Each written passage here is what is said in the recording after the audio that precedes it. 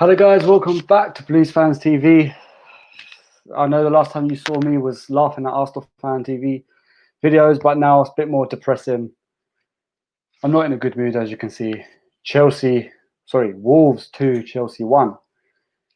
There's not much to say, to be honest. Sorry guys, I'm just inviting more people. You know what, as I'm waiting for more people, I might as well give my review. It's a stupid one in my opinion. Let me take these off because I look like tired. It's just stupid because look, everyone's moaning at Lampard. People were moaning at certain players. It's so obvious what's wrong. Yes, Lampard's got some things wrong. Lampard has made mistakes. I'm Lampard in. I love Lampard, but he has made mistakes. But is it his fault? No. Why? Because the players are not performing. He spent over 200 million on transfers. It's not Lampard's fault. Havertz doesn't do anything in the game. It's not Werner's fault that he can't score.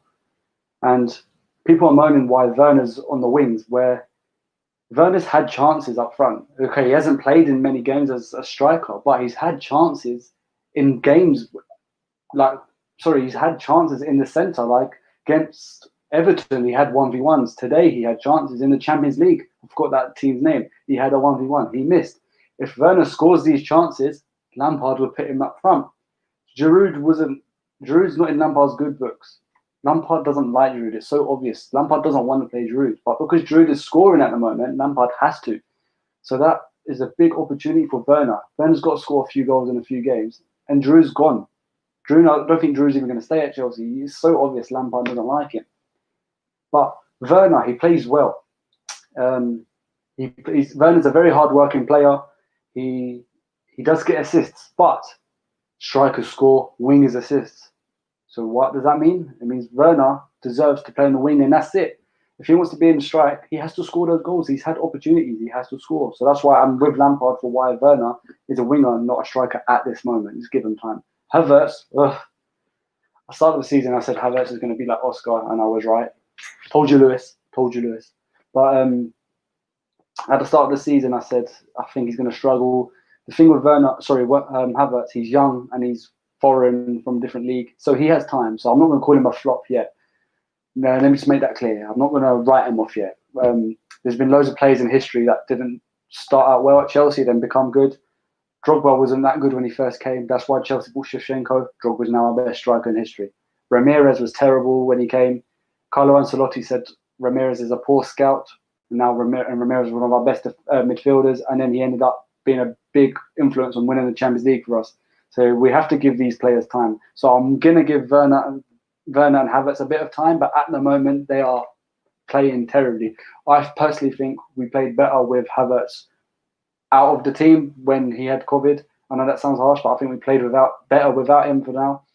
And I actually think this is going to be a big statement. I honestly think Mason Mount is better than Havertz at this moment. And I'm going to say this moment because I'm going by what's now. In the future, I have no doubt Havertz is going to be a star in this team. But right now, I actually prefer Mason Mount over Havertz, even though Mason Mount's not all there yet. But that's just my opinion. We've got lovely guests on today. I'm going to try and get them on. Fava, how you doing, bro? You tell me. Cool, how you doing? After that depressing game.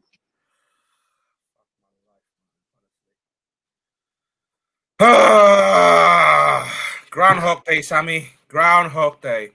We always crumble during Christmas period. Not the first time, innit? Just like last season. Yeah. Just like last season. When it matters most. How on earth, what I cannot accept is how on earth you conceded like that in the last minute. Rewind it again. When was the last time we conceded in the last minute? Newcastle away last season. Exactly the same like Newcastle. That was an utter disgusting, Sammy. Utter disgusting. Good job we didn't have fans to actually see it. Oh, thank God for that. Thank God we didn't have to drive up to Wolves and see that shit on the Tuesday night. Ugh. So talk to me, bro. What's going on at Chelsea Football Club? We haven't won in 2 games. What's going on in Chelsea Football Club? Yeah. Crossing the ball. We haven't won in a while. Sorry. We haven't won in a while. We haven't won in a while. You know, the last time we lost back-to-back 5 years ago, under the second season with Jose Mourinho. That's not even top 6. Exactly. This is Wolves from the mid table from 13. They're up to 9th now. Look, the table right now is really tight. If let's say other teams behind us won, yeah, we're in 9th, nearly like in the mid table ish. Honestly to God, like what on earth is going on here? Explanation, please. I can't even figure it out. Here, bro. That's why you're here. You tell me. And in my opinion, I just don't think Havertz and Werner are good enough at this moment. So let me just make that clear. I said at this moment because I have no doubt after time they're going to hopefully work out. Like I said, with players in history didn't start well and then they became good. But right now, I think it's a mixture of they're not right for this team / they're not ready, if that makes sense. Because Lampard is changing everything. And I do think Havertz has got a completely different role at Chelsea than what he did in Germany. So he is going to struggle. It's obvious he's going to struggle. So he does need some time, but it's not looking good. Many times, no, Sammy, how many times we're sitting here begging for those two not to play out of position again? We've been praying, like, how many times? But what is Lampard supposed to do? Why don't we try a new formation? Why don't we try that? We always sticking by 4-3-3. Honestly, like, why don't we try something new, something out of the box? Let's make another new variant, 4-1-2-1-2. We play Kante as a CDM, Mount and Kovacic as a central midfield. Then you can play Havertz as a CAM, Giroud and Werner as a striker. Oh, you want to do a little 4-4-2 like Carlo Ancelotti? 1-2-1-2 formation. Kante as a CDM diamond formation. Yeah. Well, no offense, bro, but if Lampard's the one with the manager degree, I'm sure he would figure out why he's not done that formation. I think the last team to do that formation was Leicester when they won the league, right? Ranieri with 4-4-2. I don't think anyone's done two strikers since then. I think from our fans' perspective, yeah, with that formation that I said, I know we need to see that. Don't get me wrong. I would love to see that. I would love to see that. No, don't get me wrong. I would love to see that. I know. It's because it needs a bit of training.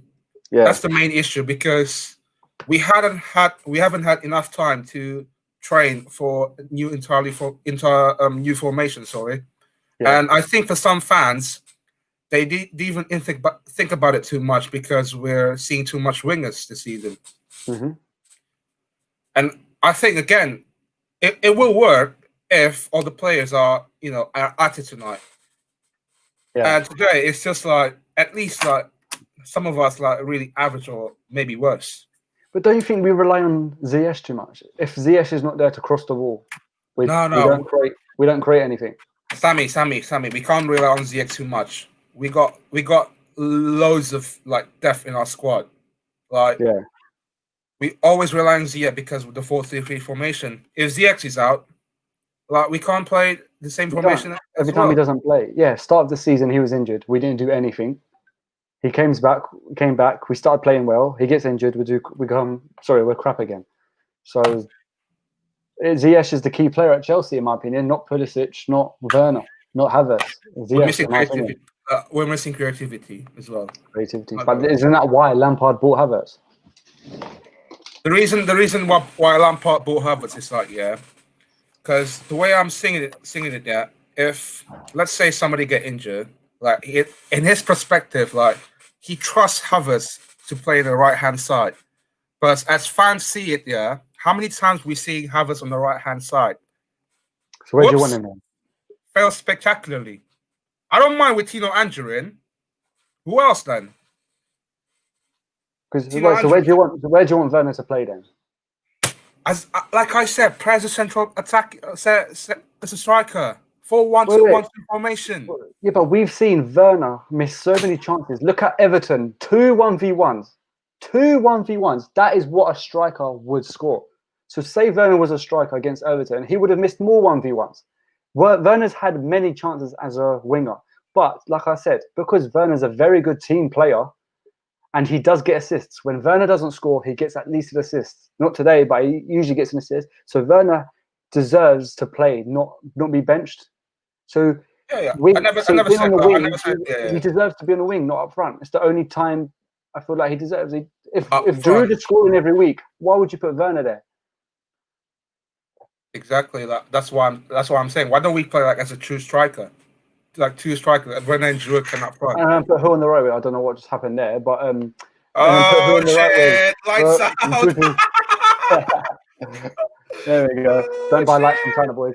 Sammy forgot to pay the bill. There we go. We need more views. The views are not good.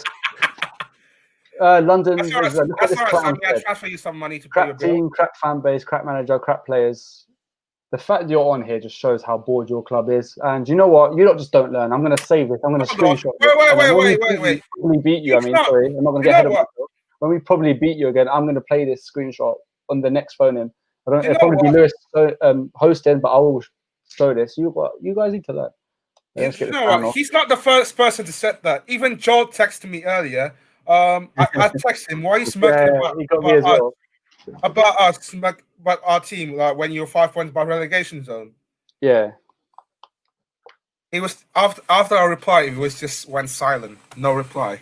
Maybe he's too scared of us. That's the problem with Arsenal fans. Like they're busy looking on us, but not looking on themselves. That's the problem with what they have. You know what? I have a feeling Arsenal will beat us. We'll do well, but Arsenal just beat us. And you know, and then let all the Arsenal fans be mouthy. I don't know why that would happen. Oh, I'm a classic fan. I've probably been more games. I don't say that, man. Fuck me.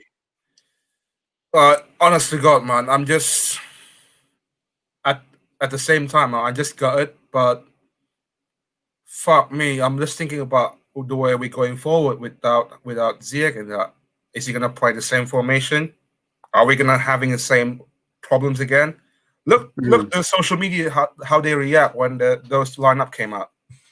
Yeah, it was just like a social media wars or something, man. It was just like the fan base are splitting again. So we say it's time for change, but if it was really a bad formation, why did we win? Sorry, why was we unbeaten for 18 games? Yeah, I think yeah. When we're on a honeymoon period, like. You know, is it 17 or 18 unbeaten games? I thought it was 17. Oh, 17 then maybe. I think 17 unbeaten games. Well, we're on a honeymoon period. Yes. With Chelsea, we're top of the league, something like that, blah, blah, blah, blah, blah.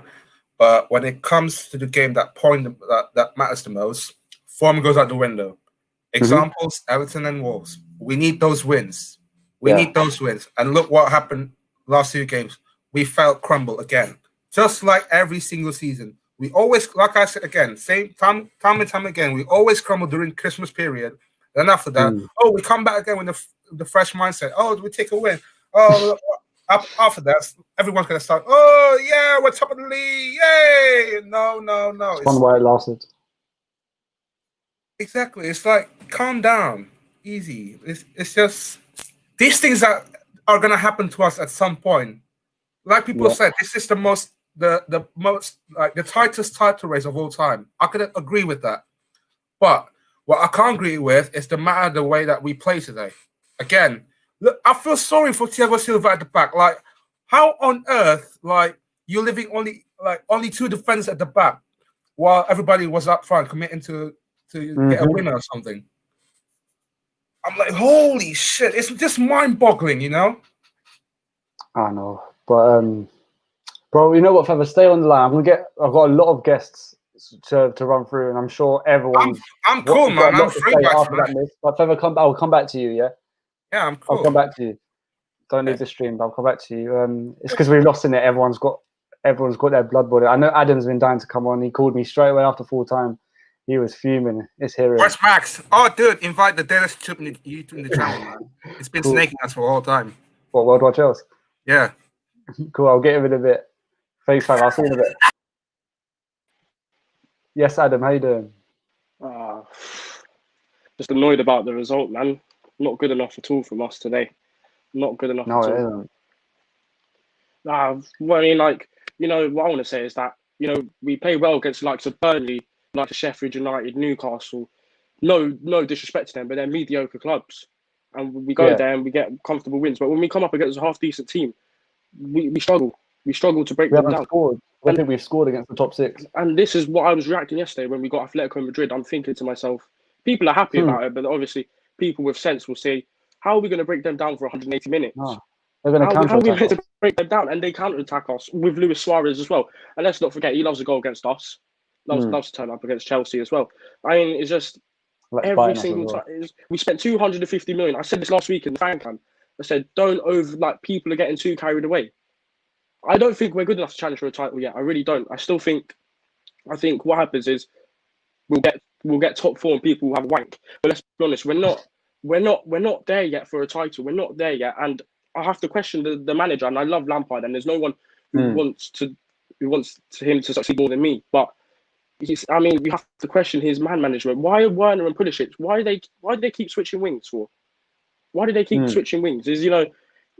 And also with Werner, he hasn't scored in 8 games now. He hasn't scored since early November, and you have to question. Our goals are all coming from Olivier Giroud at the moment. We can't keep on relying on one guy. And Ziyech, exactly. We can't keep relying on these people. We know we've literally invested in our attack. You know what I mean? The only person I thought in our attack looked sharp today was Pulisic. He played well. Hats off to him. Played well. Come back from an injury. And honestly, if we lose him and Ziyech, honestly, I don't know how we're even going to get top 4. To be honest with you, No. because I think we rely on Ziyech too much because he's the only one that crosses. we rely on Ziyech. I mean, he's like a magician. You know, he can bring. We need him in the game against like Wolves. You know, who can sit back against Atletico as well. Who could sit back. He brings something out of nothing. You know what I mean? And the thing is, right, when we play against a team who sits back, what do we do? It's like last season. Today's game reminded me so much of last season. Get the ball out wide, try and cross it into the box, and hope for the best. And it's been like that the last few games now. At Everton, it was like that. We just got the ball out wide, tried crossing it in, and hoping for the best. And it's like, come on now. You know what I mean? We've spent 250 million, and we're still trying to cross it in the box. You know what I mean? And you take a Giroud off Tammy Abraham. I'm not being funny, but Abraham's not been fantastic recently, and you're taking our best striker off at the current moment for a guy who couldn't even score against Krasnodar. So, you know, my blood's boiling because we spend all this money and we win against the mediocre clubs. Then we come to a half decent team and we're clueless. We are clueless. We haven't beaten a team in the top half this season. We played United, drew to them. Played Spurs, drew to them. All right, Spurs was an all right draw and United was an okay draw. But we've come up against Everton, Wolves, Southampton, and we haven't won. And Liverpool as well. I know we're down to 10 men, but we haven't won. The point is we have not won a game against the top half this season. And how are we meant to challenge for a title if we can't take out the top clubs, if we can't get 3 points against them, to be honest with you?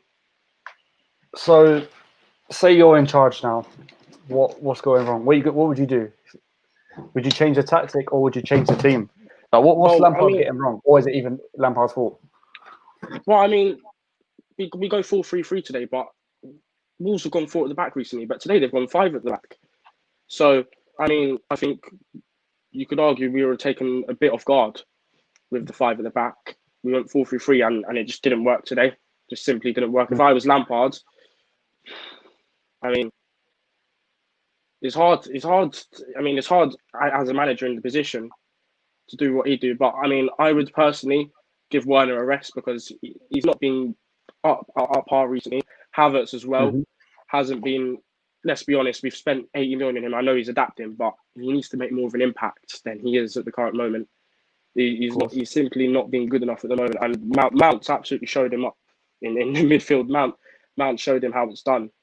And if I could choose between Mount and Havertz at the moment, it'd be Mount all day, every day. And people could slag off Mount all they like, but Mount's Chelsea been... Twitter for some reason because he's not because Mount's English and Havertz is good on FIFA. You're not allowed to talk bad about Werner and Havertz for some reason. Exactly. I mean, Mount on the ball is a lot more confident than Havertz there's at the moment. I watch Havertz and there is a good player in him.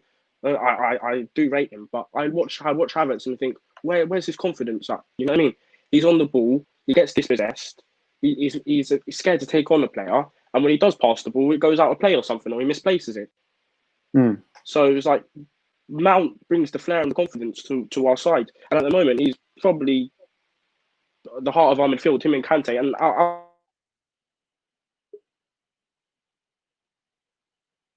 You good?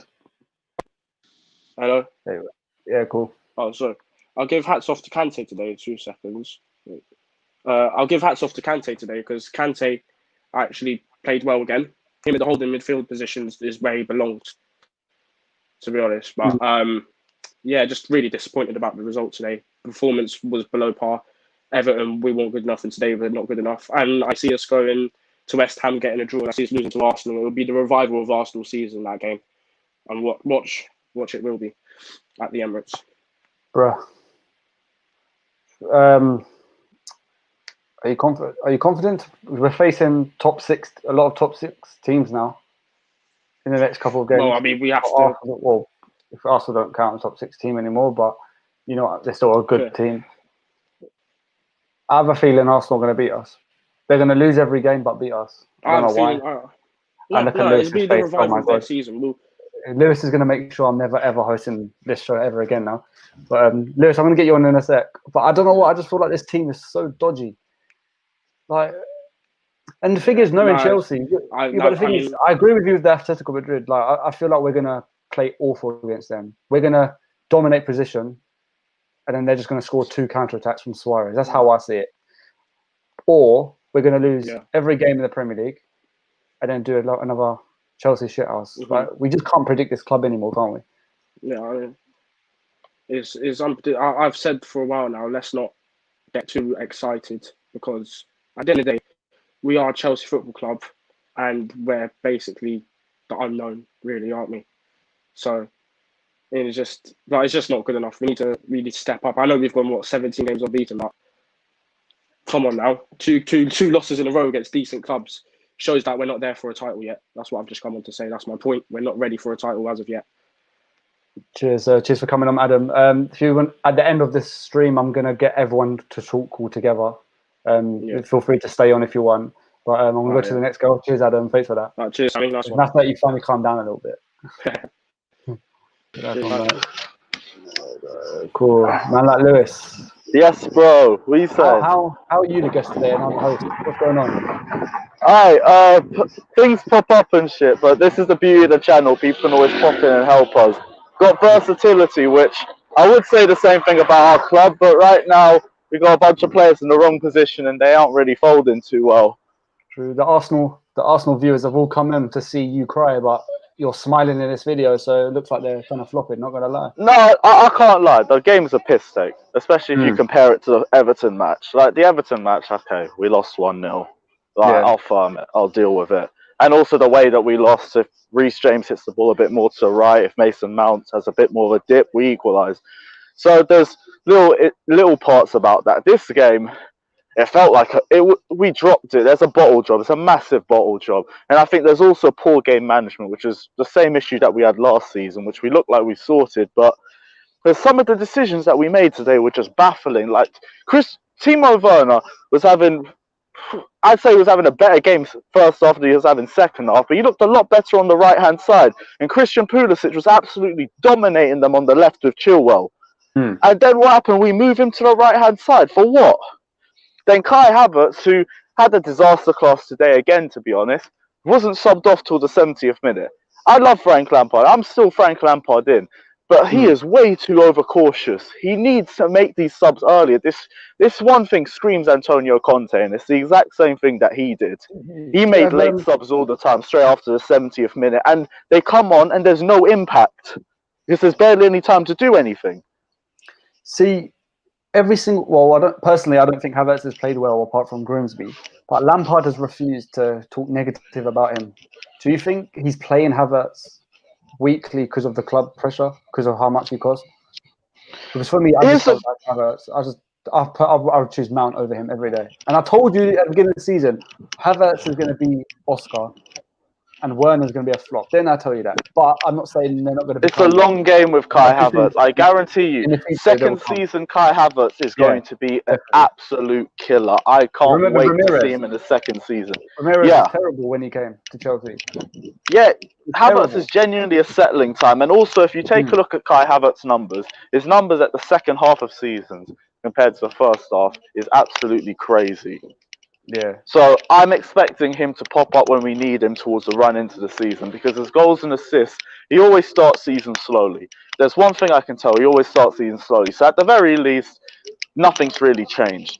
Also, his best positions are always further up front, and we're not playing him in his preferred number 10 role. We're always playing him as a number 8, or in some cases we play him right wing. I think he was a lot worse in the Everton game compared to this game, if I'm being honest, but there were still two poor games. We're not playing the 4-2-3-1 formation, which suits him the most, and I understand why, because we had other issues around the squad when we were playing. Our transitioning was terrible, and we were making so many individual errors. So I get why we switched formations, but same way there's going to be a consequence to doing that. One thing is Kai Havertz is going to be a lot slower coming back. I get when you're not playing in your best position, you're not at your best, obviously. But when you're such a talented player, you're still, in my opinion, supposed to be good. Wherever, like Werner's a striker, and I think he's done well on the wing. He needs to score, so that's why I think he's lost his place shooting. He's not. I think Giroud is right to start, but Mason Mount is not good on the wing, but he's offered something on the wing. So I really You're breaking up. So, yeah, you've cut off a little bit. You good? Come on. I'll come back to you in a sec. Little technical difficulties there. Cool, I'll go on. Give me a little wave when you're ready. Cool. Yes, bro, how you doing? Oh man, pissed off. It's like I'm in America. I'm like, it's like 4 p.m. now. I couldn't be pissed off at work, even more. So like, oh man, it's like square pegs and round holes. I mean, first off, Pulisic down the left was absolutely tearing Semedo apart. I mean, Semedo had no idea what he was at. But second half, when Werner was put against him, it was easy when Werner was misplacing passes. And one point in the second half, Thiago Silva was screaming at Timo Werner, like, what the hell are you doing? That's how poor he was. And like, taking Giroud off, I mean, what was that? He was the most lively player. First off, he had an easy chance. Yes, he should have scored. And I think I'm not sure whether he was offside when Zuma hit the post and he had a rebound or something. Not sure it was offside or that, but he was lively and he scored. That was a brilliant finish from Chilwell's course. But taking him off, I mean, you're putting Tammy Abraham. Tammy Abraham's like, he's confident outside now. I mean, and again, Havertz, like the person who came to before. I'm not sure who it was. Who was the first person who came on? Like, he said that we should be playing a diamond with Havertz playing more fun, because that's how. Yeah, and you say about not playing in your position and whatnot, but at least you got to put in 100% effort. I don't see Havertz doing that. Thank you. And yet, like Mount Havertz, Havertz is like skilled and whatnot, but Mount is not technically skilled, but he works his arse off for 90 minutes. We don't see Havertz doing that though, and that's the thing. And like when Havertz gets dispossessed, he doesn't like go and try and win back the ball and whatnot. Mount, if he even loses the ball, he goes back, he tracks back, he even tries to do it if I'll take one for the team and whatnot. And yeah, man, disappointed. I won't say it's a crisis situation, but it's like we lost 2 in a row now. And I think this is where when you have players out, you should try to change formations and play, because yes, 4-3 is great when Pulisic and Ziyech are playing, but when they're not playing, you need to obviously change up your formation to suit how your current players are playing. And I think Lampard has to start doing that, because if not, I don't see us like doing bits this season. So, I agree with what you're saying. Okay, so you're the manager of Chelsea right now. What would you change? Yeah, put like 4-3-1-2 within the middle being like a triangle like this thing. Kante playing up here, and probably Havertz and Mount playing, or have Mount and Kovacic away, whichever ways. Like, I'm sorry, Mount, Kovacic there, and then Havertz just in front of them, and then Giroud and Werner, because I don't think you can drop Giroud now. Like, he's scoring for fun, like. And that's what I like about Giroud. Whenever you put him in, he just scores. He's just a top professional lad. He could easily have gone like, "Oh, I'm not playing. I want to leave." Or what? But when he's putting the work in, and he's playing and he's scoring. Werner is just a confidence thing again. But I would rather see him. I'd rather see him at the right of a three, or up top playing as a striker, because that's where you're gonna get. And it's kind of like cricket, you know. And when you're playing as a cricket opener, you don't when you put like down positions, you don't play this well. And some strikers, when you play a striker like out of position, he doesn't do well. It kind of like goes hand in hand. So yeah, man. Next we play West Ham. We got a good week. We got like a week to. I think West Ham game's on Monday. I think West Ham's not going to be an easy game. Yeah, Monday. I mean, there are no easy games in the Premier League. I mean, we're probably there are no easy games, but I think. How long is Ziyech out for again? I'm not sure. Any idea? I think what I last read, he was going to be out for the next 2 games, so probably after. Hopefully, he'll be back for the Arsenal game. Okay, so for those time game, he'll be out. But yeah, so it's basically we need to see a 4-3-1-2, unless if probably Hudson-Odoi is fit, I would start if probably Hudson-Odoi is fit, I would still like it's kind of like a catch-22 here, because you don't want. I think Lampard is wanting to play Havertz. He is talented. Obviously, new league and whatnot. It's only 12 games, and we still got 26 games and whatnot. But you still need to be making an impact and whatnot. And yeah, hopefully see Lampard changing into a 4-1-2-1-2 next 4-3-1-2 next game. And yeah, man, we just need a win. Like 2 games we haven't won. The confidence is kind of down. We just need a win to get our confidence back up. And probably this is the worst time to play West Ham, because even last season when they weren't playing well, we lost to them twice, and now they're playing well. This is probably the worst time to play them. And then we got Arsenal, and then we got Villa, and then we got City. I mean, not easy. They don't get easier anyway. So yeah, man. Hopefully, I read a super chat here. We're getting Upamecano and Don Allegri. Get ready, Frank. Zane. Oh yeah. You learned your lesson, bro. You said that with Emery. Look what happened. You said that with what's it called? Arteta's. Look now. Like, just learn your lesson, bro. Come on. But anyways, you keep donating. Arsenal fans got the best content on Arsenal Fan TV. You know I love reacting to Arsenal Fan TV. So you know what? Yeah. I've seen your work, man. I love them. Don't change, Arsenal fans. I'm kind of like thinking of who's better, either you or Lewis, but both of. But nah, Lewis is a legend. You can't beat Lewis. Yeah. Lewis is the best in the game. And yeah, man. Couldn't be us now. It's like 4 p.m. and I feel like I want to take off work already. Just close my laptop for the day. But yeah, It's like, yeah, we got to Monday and it's good. I just the City game, and then now they finished 1-1 against West Brom. It was shocking, to be honest. Thought City would better West Brom, but it ended 1-1. So no game is an easy game. I mean, Fulham drew with Liverpool. They should have beaten them if they got the penalty, to be honest. Crystal Palace could have beaten Tottenham.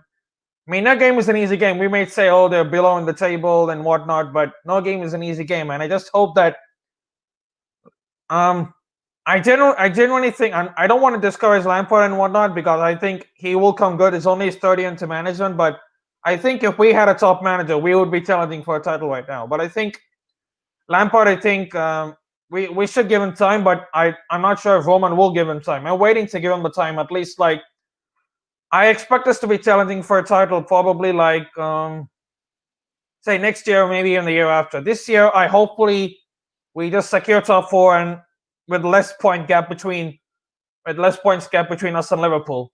So yeah, that's what I'm expecting. Perfect. So how'd you say your name? Prasanna. Yeah. Prasanna, perfect. Thank you, bro. Thanks for coming on. At the end of this video, I'm going to do a group discussion, so you're more than welcome to stay on till later. But I agree with everything you said, to be honest, and I don't usually agree with many people. So cool, nice one. Thanks for jumping on. You don't agree with many people. Yeah, man. Cheers. The conversations me and Lewis have. Yeah. Cool. Thanks for Let me get my next guest. Ryan, are you ready? If Spurs win the league, you know what? You might as well just quit football if they win the league. Nah, they're gonna bottle it. Don't worry. They're gonna bottle it, bro. All right. Ryan doesn't seem to be ready, so I'll come to him next. Who's next on the list? I'm going to do Therese, then Vitmus. I've got a little list, guys. Sorry if you're waiting. Cool. Therese, I was gonna say how you doing, but after that, I think we're all depressed. Bruh. You know, I see people blame Werner. I'm seeing people blame Kai Havertz, right? But today, 100%, 110% of this blame goes to Frank Lampard and his poor man management today. Now let me get into this, right? I always said this: Timo Werner could look good against Newcastle and against Sheffield and against these mediocre clubs on the left wing, right? Yeah. But when we come up against these well drilled units like the Wolves and the Evertons and what's not, he doesn't look his best because he's not a left winger. No, I can understand Lampard is saying, oh, he played left wing at Leipzig and he could probably do it for us. Yeah. In the Bundesliga, I don't know if it's 18 or if it's 20 teams in that division, but every single one of those teams play a high line. And you could once you have pace and you could get in behind, you could put him anywhere. You could put him at striker, you could put him at left wing, right wing. He'll score goals because everyone plays a high line, so he has a lot of space to get in behind. Now, I know they're not in the division anymore, but with the Stokes and with the Burnleys and with sometimes the Wolves, if they sit back and you come against some of these tough oppositions, Timo Werner is not gonna look his best because he's not a winger. He can't cross. He can't cross well. His link-up play isn't the best. The best thing Werner is good at is getting in behind and scoring goals. And when he played up top against Southampton, he scored a brace. He hasn't scored goals. He's scoring goals, but he's not though.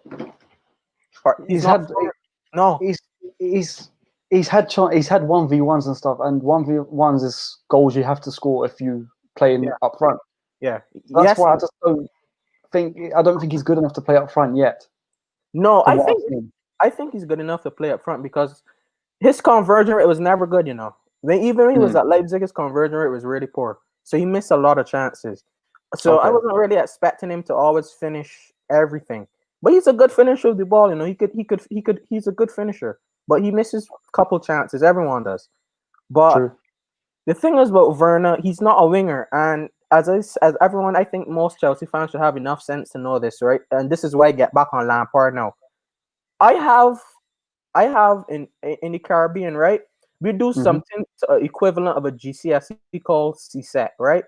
I have a grade 2, which is like an A star in GCSE in physical education, right? That's the only qualification I have.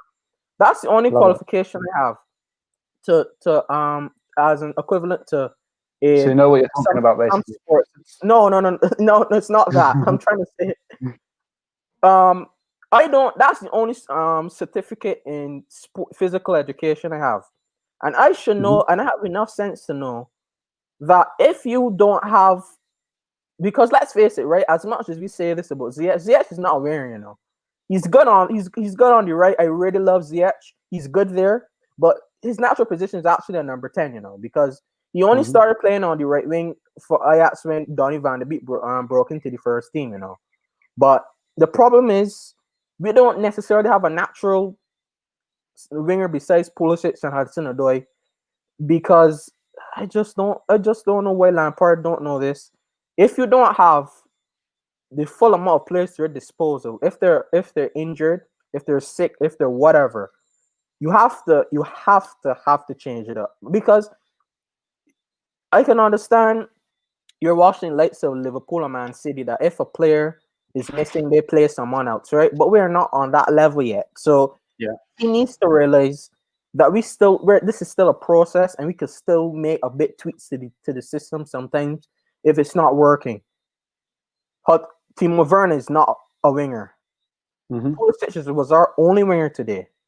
If that's the case, and we don't have Ziyech or Hudson-Odoi, we could play a diamond with Werner and Giroud up top. And that's not. And the thing is, right? This is not because Ziyech is out and that's what we have to revert to. I want to see this more often because if you watch Timo Werner at Leipzig, he benefited a lot from Poulsen next to him, a big physical striker that was providing the balls for him to get in behind. Sometimes from the midfield, Sabitzer would do it. Sometimes Poulsen would lay it off for him, and he'll always finish. That's how he played for Leipzig. Now, if you want to, if we're saying this, if Werner is not ready to be a lone frontman in the Premier League, that's okay to say because he's a lone frontman for Germany. But if you look at it, Sané kind of plays like a second striker. Not Sané, I'm sorry.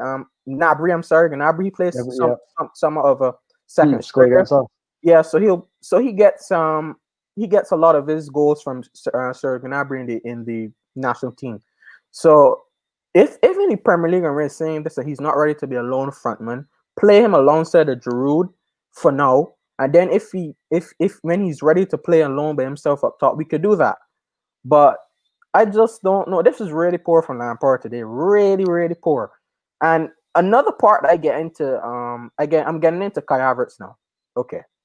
We have to be honest about Kai Havertz, right? Kai Havertz is not a box-to-box midfielder. The reason why Kai Havertz is playing like this is not because he's low on confidence and he's no good. This is the way Lampard has him playing. Because listen, I saw Kai Havertz do something that I won't see much midfielders do in the Premier League. He got the ball. And I can't remember which minute it was. I should have wrote this down.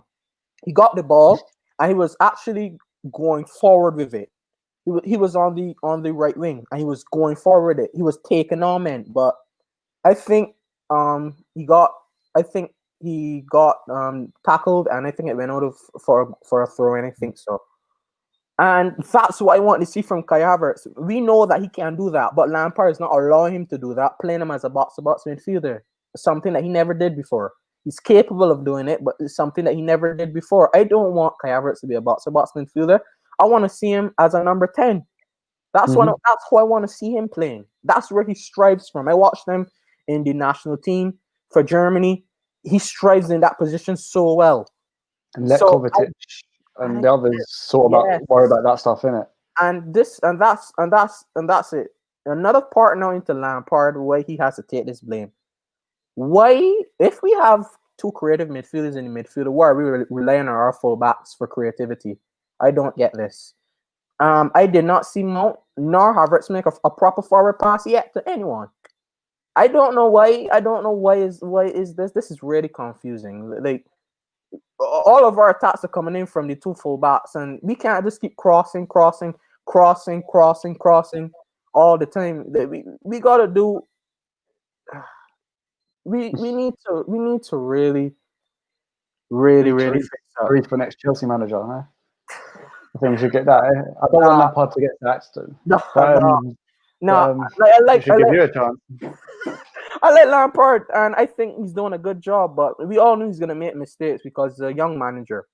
But today, this is probably to me the worst Lampard. This is honestly because I criticized him a little bit early on in the season for poor selection and stuff, but today was the worst ever game I've seen Lampard manage for this football club, and I'm going to be completely honest. Like, I just don't know what, because his substitutions were late. I don't get them either. I don't know why he took off Giroud. I personally would have done that. Should have just kept him on because he was really played two up front. Yeah, he's the only person that was really doing anything for us today when it comes to attacking, and I don't get this, because another thing. What I was speaking about before, we are not Arsenal that is lacking creativity, so we have to rely on our fullbacks more to get balls into the box. We have two creative midfielders playing in a 3. Why can't they do more? Like I know that has to be an instruction. There is no way two midfielders could just be in midfield just to press and bring back possession and pass it forward to Chilwell to cross in. You can't just keep doing that. Like I want to see Mason Mount and Havertz taking on some men, taking off some players and laying off the ball for Giroud, for Werner to get in behind. Something like that. That has to work.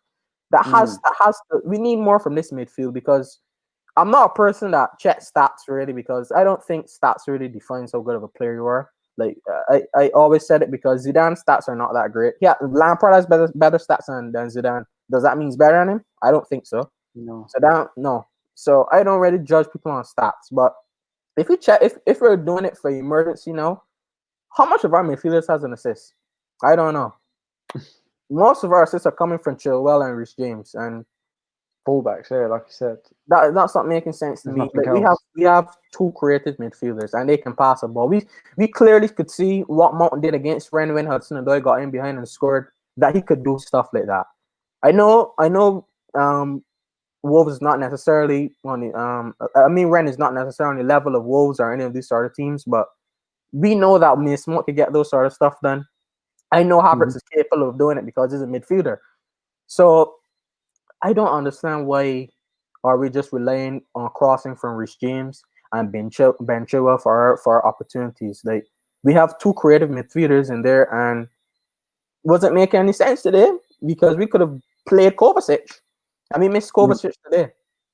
And look, the thing is, I really do like try to support Lampard, and I'm never going to be harsh on him to say get out or anything because he did brilliantly for us to improve a little bit in this season.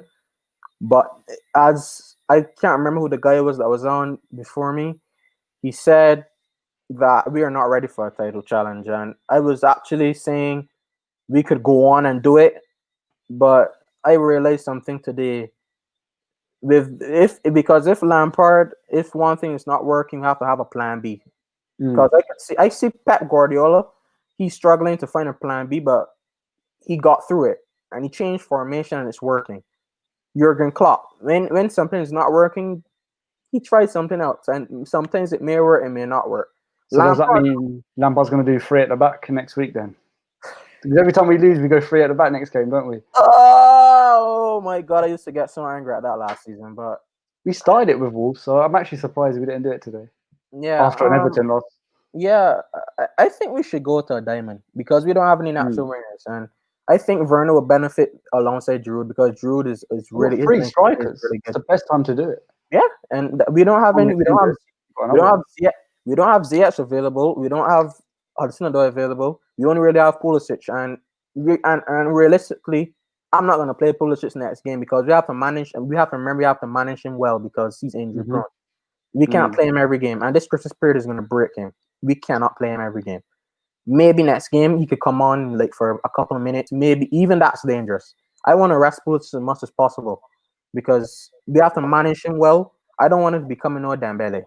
I don't want that happening to Pulisic. Ironically, they had the same medical staff at Dortmund. I'm not saying anything about them, but it's not no coincidence that they're some of their best prospects that came from Dortmund Academy. That came from Dortmund is constantly picking up these minor injuries. But I'm not saying anything about Dortmund. Pulisic, we have to manage him differently, and we have to go to a diamond. We can't just keep with this 4-3 and spamming in crosses. This is Real Madrid now.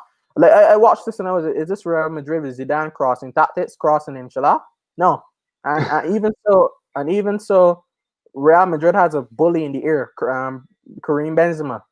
We have that in Giroud, but Giroud is getting on the end of some of them. He scores some of them. He doesn't score some of them. But if you lay off a ball right in front of Giroud, he's gonna finish it. You can't just cross. Giroud could finish and Giroud could head the ball. We could try something else. So next game, if I'm the Chelsea manager, if we go into West Ham, I'll give Giroud a rest because we have to manage him differently as well because he's older. Maybe give Tammy Abraham a game in the diamond alongside Timo Werner, and Havertz in behind, and a midfield 3 of Kovacic, Mount, Kane, and then the same back 4 and Mendy and goal. And that's basically what I have to say because Lampard 100% takes the blame today. Havertz is playing poorly because these are the instructions Lampard are giving him to do as a box-to-box midfielder. He's not allowing him to showcase what he's really good at, and that's taking on people and getting in behind. That's what Havertz was doing at Leverkusen. That's what he does for the national team. When he comes to Chelsea, and he looks like a little lamb, so quiet. He's not showing the lion in him. He's looking like a little lamb. He needs to show that animal in him. I like Kai Havertz, and don't mind anyone criticizing him. We're going to come back stronger because I know this is a good football team. But Lampard today, 100% blame. Like I don't blame no players today, and I think people this is my last thing. A lot of people was bigging up Rich James, right? But today I wanted to go to England and strangle that man today for some reason, because he had me so angry, because there's so much opportunities when he could have just passed the ball forward, but no, he decides to get the ball, run down the wing, cross again. There was, I think it was Mount there ready for that was in the middle, and the commentator actually said a better option to just pass it to Mount, and he just ran down the wing and keep crossing in. And another thing, that's on Lampard, because he's telling these fullbacks what to do. And I like Rich James and Chilwell, but we can't keep. What's the sense of relying? Can't rely on him every week. We can't rely on them every week. We have good midfielders. This isn't Arsenal. We have good midfielders that can play a forward pass, unlike some others at Arsenal. But no, we have fullbacks that can create chances and midfielders. So I don't know, Lampard. 100% blame on you today. Try something new. I don't want to see all these crosses all the time. This isn't Real Madrid. I want to see Chelsea playing some forward passes. Well, Therese, thanks for coming on. Yeah, A bit bro. harsh on Lampard, but I do agree with you. I do think I am a bit disappointed in Havertz, even though I do agree they are not in their best positions. But bro, it's always a pleasure to have you on. Yeah. When we do a podcast, so I'll make sure you come on one day because you talk really well. Well, thank you. I'm Lampard in, but we'd love to see Therese as the next Chelsea manager. Yo, I'm gonna leave my if you ever need me for a podcast, I'm gonna leave my Of course, plug it. my Instagram right here. Cool. So, yeah, bro. That's my Instagram. I left it in the chat. Cool, nice one. Yeah, bro. Cool. Cheers, bro. I'm gonna get my next guest on. Yeah. Hope try and come on for the West Ham game. Yeah. If you're not managing, of course. All right. That's right, bro. Richard, Ryan will coming on. Just quickly answer Richard because he's been waiting. What is up with Frank constantly trying to push Pulisic on the right, even though the entire planet knows he can't play there? Well, you know what, Richard? No one knows. Maybe I'll ask Ryan. I just don't get it because Werner doesn't look good on the left, isn't it? So I don't understand it. There's got to be more to it. Maybe when everyone's back from injury, and if he carries on doing that, then it's a bit dodge. So right now, I think there's a reason that we don't see in training why this is happening at the moment. Ryan, how you doing, bro? Thank you for waiting. Yeah, I'm good. What, can you hear me? Yeah, I can hear you. Yeah, man. Frustrating performance, man. It's lucky it's about a couple hours after the game because I was fuming. And the worst thing is about that game, I knew that goal was gonna go in. I just knew it. Did you think? I just knew it. As soon as they hit us on the counter, I knew something was gonna go wrong. It was just so typical by the way we played. We never looked like we were gonna win the game. I can't remember one time when we were gonna win the game. Even when we scored, I still wasn't confident we were gonna win the game with the way Wolves were attacking us. And Lampard, that second half, I don't know what he was doing. I don't know if he took a spliff or if he got drunk or something. Something went wrong. He's looking for Lewis. Yeah. But anyway, Pulisic, he was our best player today. Yeah, I know the standard is very low, but he's the only one from this team that can hold their head high. And he got moved to the right where it doesn't work for him. And worse so, Werner gets moved to the left. And Werner looks better on the right than the left. And if Werner looked good on the left and it was really good there, and then I understand him going on the left. But Pulisic looks so bright on the left. I don't know why he got moved to the right. That ruined the game for us. Kovacic should have came on a little bit earlier.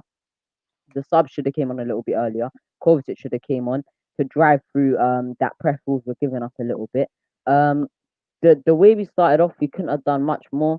To be honest, happy Pulisic was starting. Only you look like our best player today. But yeah, it just annoyed me that we never looked like we were gonna win this game. Werner and Kai Havertz, his body strength, it's not good enough. To be honest, I don't know what's going on with Kai Havertz. He doesn't look disinterested, but he doesn't look passionate when he's playing. He doesn't really want to drive with it. He doesn't have a good connection. Lampard's always backing him. So Kai Havertz. Yeah, Lampard never says anything bad about him. So but I think there's got to be something going on, isn't it? I'm not gonna put too much pressure on him and saying he's a flop, 80 million wasted or anything, because I think it's way too early. But I think he does deserve to be dropped. When you got man like Kovacic knocking on the door, Billy Gilmour knocking on the door, and Kai Havertz is consistently putting these average performances, he's gonna have to get dropped for me. Timo Werner as well. He's not cutting it. On the left wing, I think it's either a ride or die for Timo Werner on that left wing. It's either he stays on the bench or he plays at striker. Nothing else, no right wing, even though he looks decent there. Because I heard Ziyech is gonna be back for the Arsenal game and maybe on the bench for the West Ham game because he's training this week. So I'm expecting Werner to go on the bench. To be honest, he hasn't really cut it at left wing. Striker Giroud is doing better than him. At the moment, he's the one banging in the goals for us. So yeah, it's such a frustrating win, and we knew it was coming. It's not like it just came out the blue. Sometimes these goals just come out the blue. We've done everything, just a good attack. But the worst thing is, we were lucky to only lose 2-1. We had VAR. VAR saved us again. Yeah. That penalty could have been a penalty. Who knows with VAR?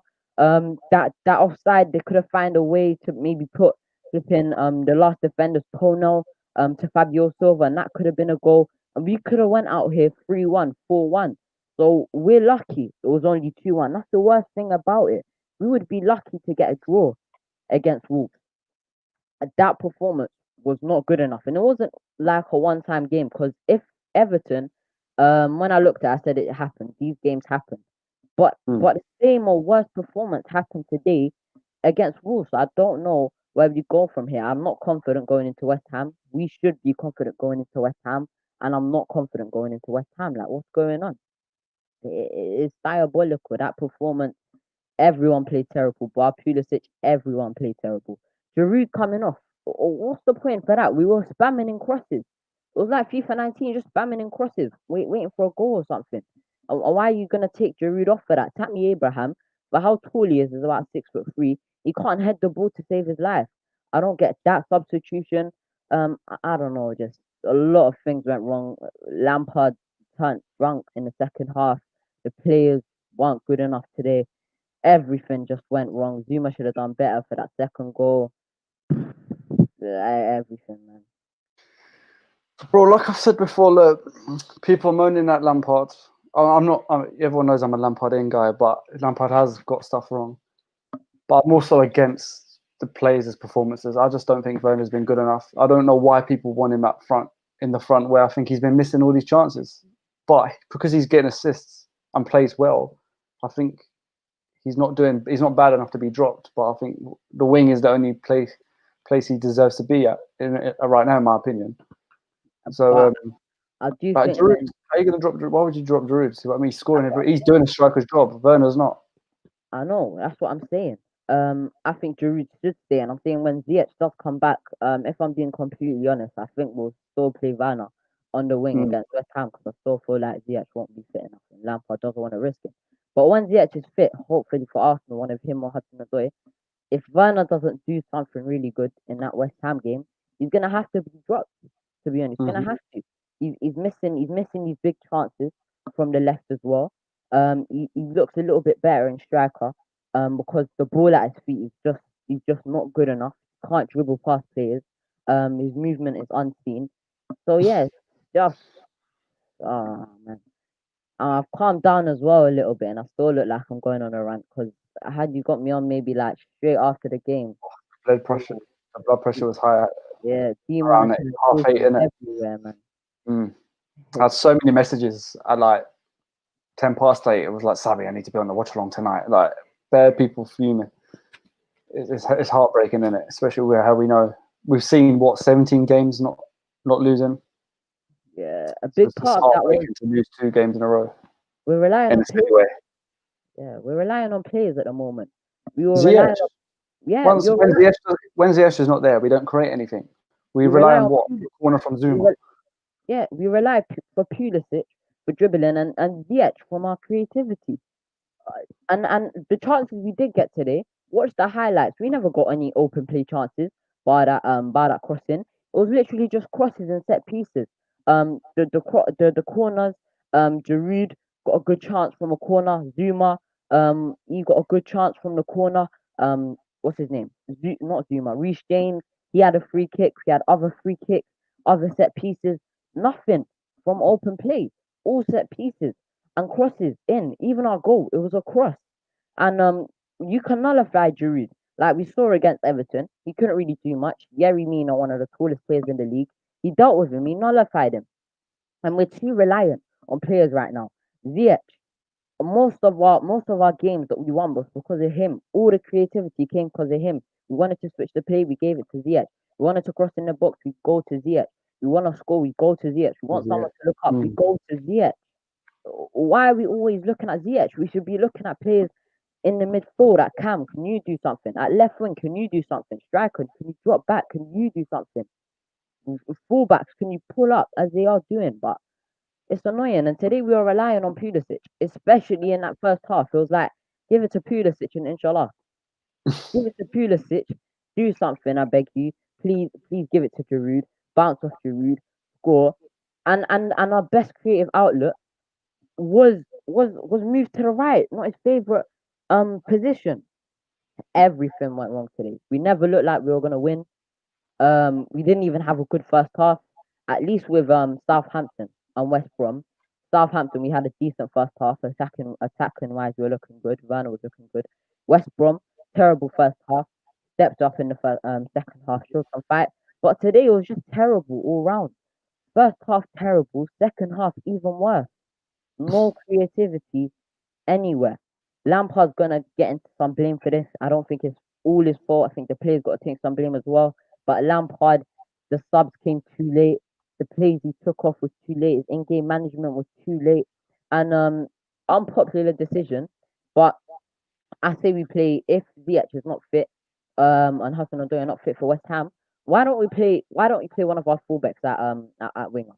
Yeah, I know it sounds stupid now, but think about it. Wingers, they hold the No, width. if Reece James is the best crosser in the team, I can understand that. Look, wingers, what do they do? What do they do well? They hold the Cross. width. Yeah, and they hold the width. They stretch out the game. That's what Hudson Odoi was doing against Sevilla. That's what Hakim We've Ziyech got three left backs as well. yeah, that's what what's his name? Hakim Ziyech does so well. Christian Pulisic does so well. That's what wingers they naturally do. It's ingrained in them. They stretch out the game, and fullbacks they're gonna want to do that as well. They're gonna create half spaces in between the centre back and the right back.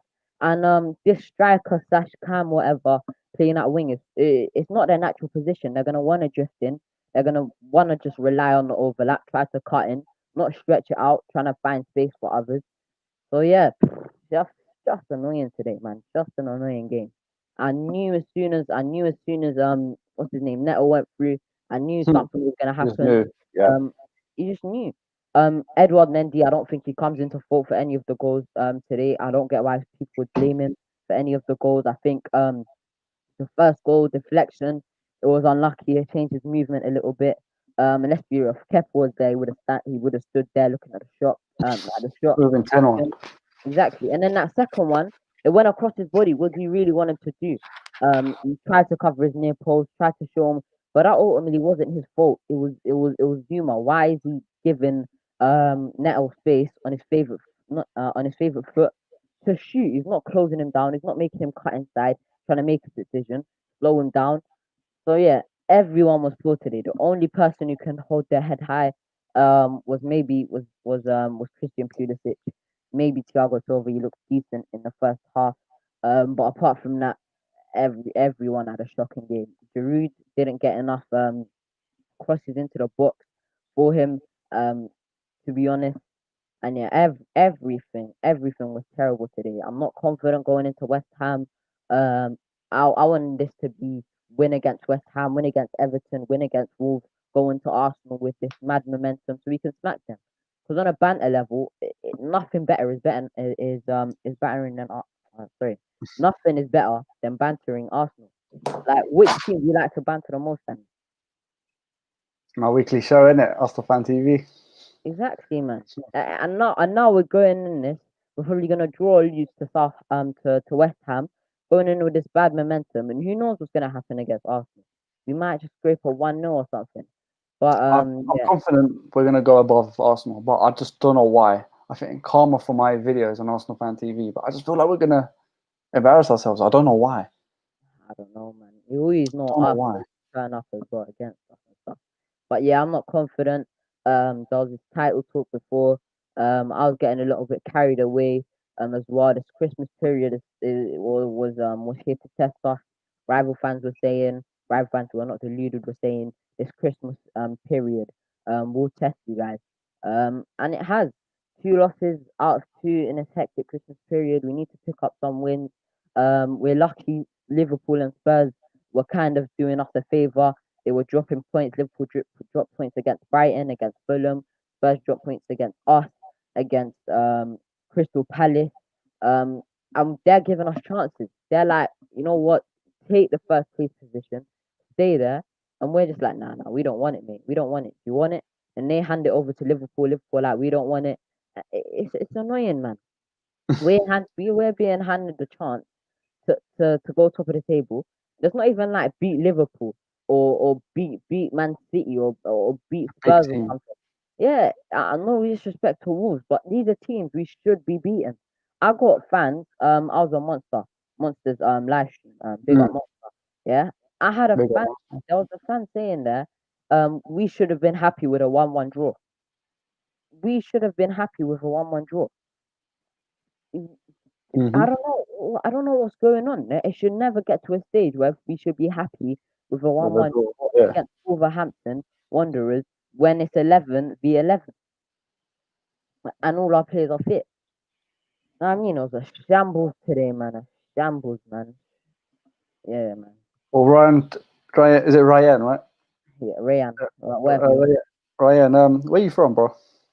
Me, I live in London, but I come from Eritrea and Ethiopia. Eritrea's nice. Yeah. Same as Lewis. Yeah, Lewis. Hope you link up with him on the phone, man. Nice. Ryan, try and take it easy. Try and calm down a bit. I know your hands shaking secretly. Your blood's boiling, but hopefully we can have a more positive call on Monday against West Ham. Hopefully. Anyway, thanks for letting me jump. Well, nice. Do you want to plug out your YouTube channel?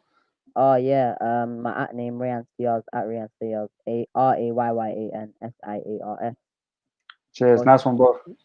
Yeah, thanks for that. That's what. Cool. Got a few left. So cool. Yes, bro. How you doing? Sorry for the wait. There's so many people trying to jump on tonight. Hey, you're chilling. It's good. It's good. How's it going? It was good until the match. No bullshit. You're still smiling after all of that. I mean, to be perfectly honest, after sitting here for about like 40 minutes listening to everything, the match doesn't seem as bad as it looked, to be perfectly honest. I'm not going to lie. I think people are blowing it out of proportion. I don't think like it's funny to me because first and foremost, that first goal should have never been a goal. It came off of a corner. It came off of a corner that was supposed to be a goal kick. So realistically, it should be 1-1. That was a referee error, and I'm not going to count it. Simple as that. It just never should have been in that position. We cleared the ball. It should have been a goal kick. Simple as that. Just take it out of your minds. I don't care if we conceded. It shouldn't have counted. It shouldn't have counted. Simple as that. It just wasn't supposed to be a part of the game. The first goal, it came literally. You can watch it. Whoever just said, "What is this guy talking about?" You can go ahead, go look back at it. It came off of Bali. Thiago Silva hit it up, came off of Bali, and then it went out for a corner. Off the corner, we kind of cleared it a little bit, and then Podence it landed onto Podence, and then he smacked it into the goal. Beautiful goal. There was nothing. It was just Mendy could have reached that, yes, but he didn't. And shouldn't have been a goal, and then it should have been 1-0. And then for the last one, Zuma. Again, if you ask a defender, if it's a guy one-on-one with you and you see him outside the box, what do? Every defender is going to tell you go and tackle the shit out of him. It doesn't matter what it is. It doesn't matter if you get a red card or whatever. You tackle him. He's outside the box. You tackle him. You don't let him run towards you. Watch him, yeah. You don't let him walk towards you, go towards closer to the ball. It just doesn't happen. So that was an individual error. Zuma messed up. He should have done better. Frank, terrible game management. I don't understand what the fuck he was doing. It doesn't make any sense. There was multiple chances. It was so funny because it was like every single time Kai Havertz touched the ball, he just gave it away. It's gotten to the point where he has only had one good game, and it was against the championship team.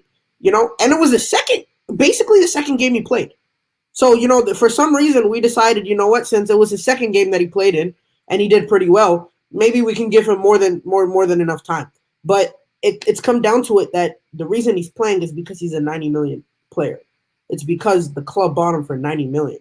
You don't buy a guy for 90 million and then have him sit on your bench. It's just the shirt sales aren't going to be there. Chelsea right? career's not going to be happy with you now, bro. You can try whatever. They can do whatever they want, but it's just that's just how it is. He is not playing because of form. It's simply because he's worth $90 million. You know, and so it's such a big investment that you can't keep him because Kepa fucked up for a whole year, 2 years. That's why. Because Kepa messed up for 2 years. If Havertz messes up for 2 years, we're gonna be looking to offload him just like we are Kepa. That's how it. That's how it is. That's simply business. Now Havertz, the only way he's gonna fix him, the way he's gonna fix his season. Hopefully, it's how Lewis is saying that he starts off slow and then blows up in the second half. But for me, I want him. If I could personally speak to Havertz, I would say go talk to Leon Goretzka, because Leon Goretzka was one of. You can literally say he was literally Kai Havertz before Kai Havertz. You know, because coming out of Schalke, he was like the next big thing. He was playing close to a number 10 role as well in midfield. And what did he do when he got to the Bayern team and saw that he just wasn't good enough? He got big, you know. And now, if you look at a pit, if you go out on the pitch right now, saying that you know, Kai Havertz is out here, he moves gracefully, so it doesn't look like it's effort. No, he's literally getting muscled out of the way. He can't hold on to the ball for nothing. Every single pass he makes ends up putting he literally puts our people in a position to lose the ball. It just doesn't make sense to me. Every time he goes on the wing, he refuses to cross the ball. And for the people that are saying stop the crossing thing, that is literally what we do. When Ziyech is in the team, what does he do? He crosses it. It's not like he goes and shoots from outside the box and it's a wonder goal. No, he crosses it just off of his left foot. You know, it's not something. Even Zuma's corners, they're from Ziyech's. Like it's. I don't understand why people are like, oh, get Lampard out. This is not how we play. This is the wrong formation. Blah blah blah blah blah blah. No, we don't have the players. Why are Liverpool out here getting excuses for tying with Burnley? Because they don't have Virgil van Dijk, so they get excuses. So I'm gonna say we get the same exact excuses when we don't have our star creator. You know, so it's one of those things where it's just one of those games. It's just everything went wrong for the team. They had one chance, and it wasn't even a chance. It was. And to be honest, had Olivier Giroud missed that goal, there was a good possibility they would have given him a penalty, because they gave a penalty like that last week. So it's almost like that was you can say it was almost a guaranteed goal. But I mean, dude, this is the first time we're versing all these teams, right? At the beginning of the season, if you told me, are you going to beat Wolves twice? I would have said no. No, because because they're a good team. It's like, no, we're not going to beat Wolves twice. We're at least going to tie, or we're going to lose. If you ask me, even at the beginning of the year, you asked me, are you going to beat Sheffield United twice?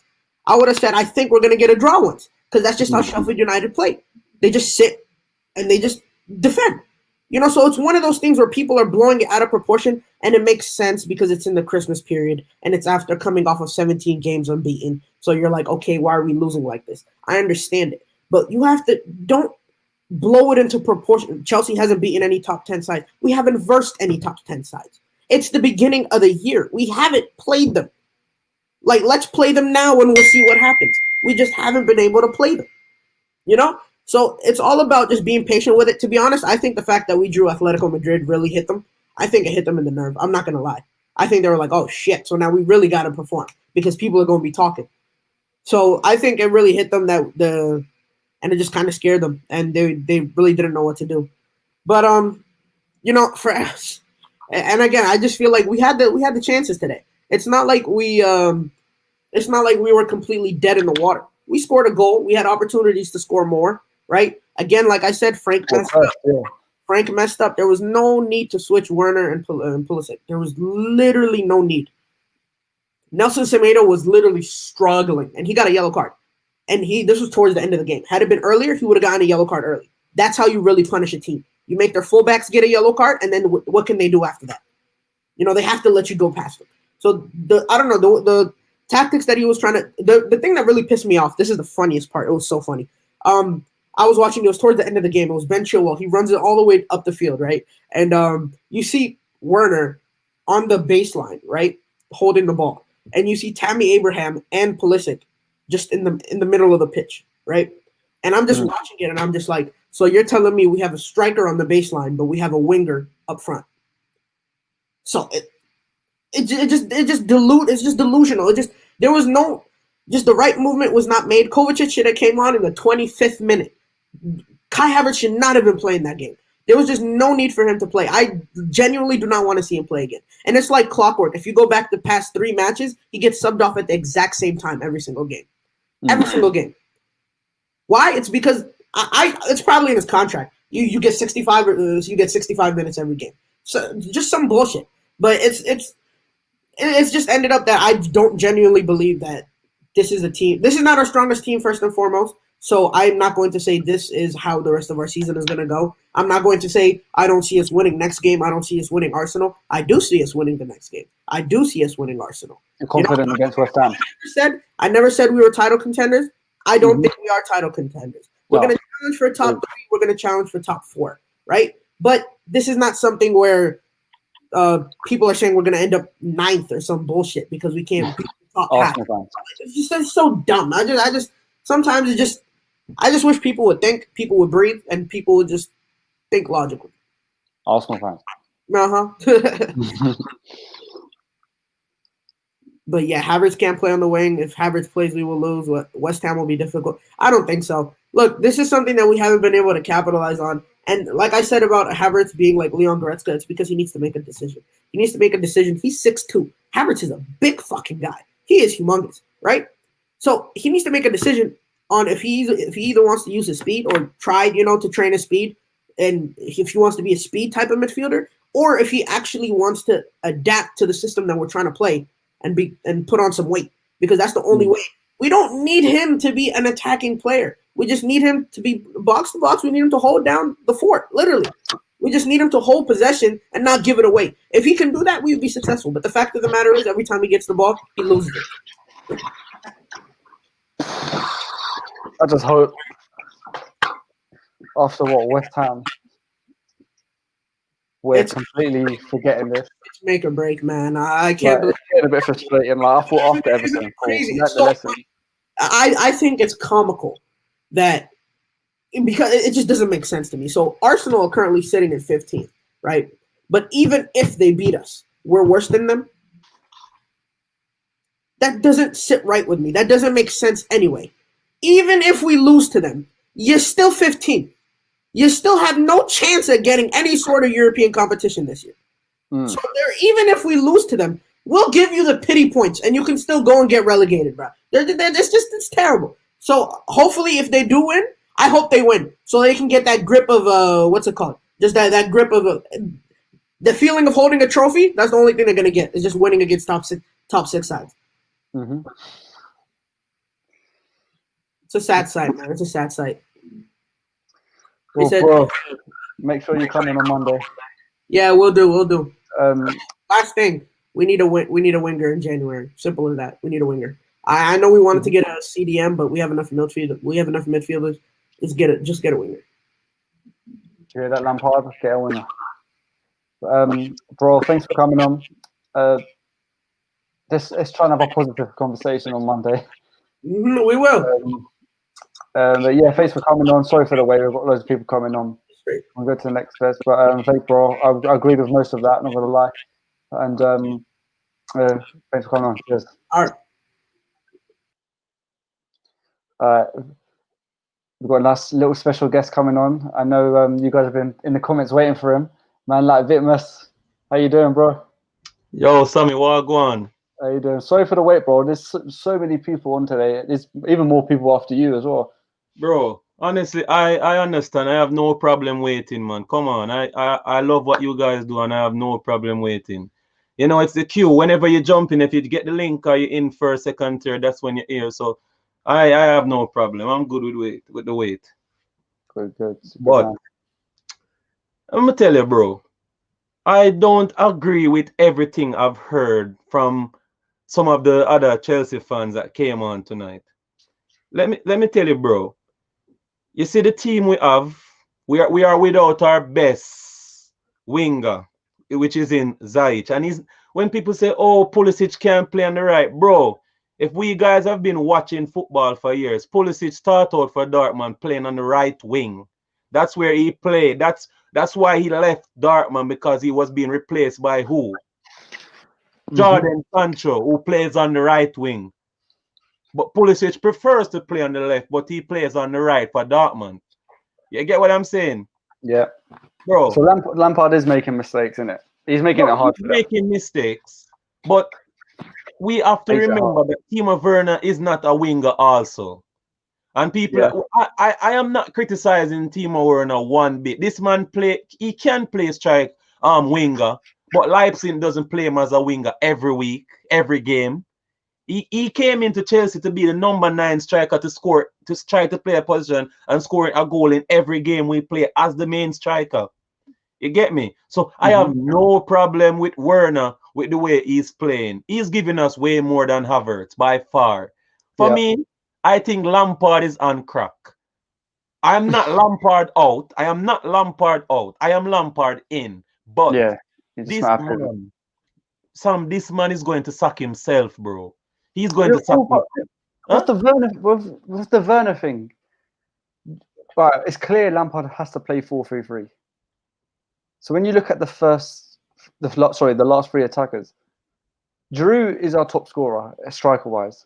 Yeah. So he has to start as a striker now, right? And then Werner, he's had his chances, and on the wing, he's had chances. Like he had 2 1v1s last week.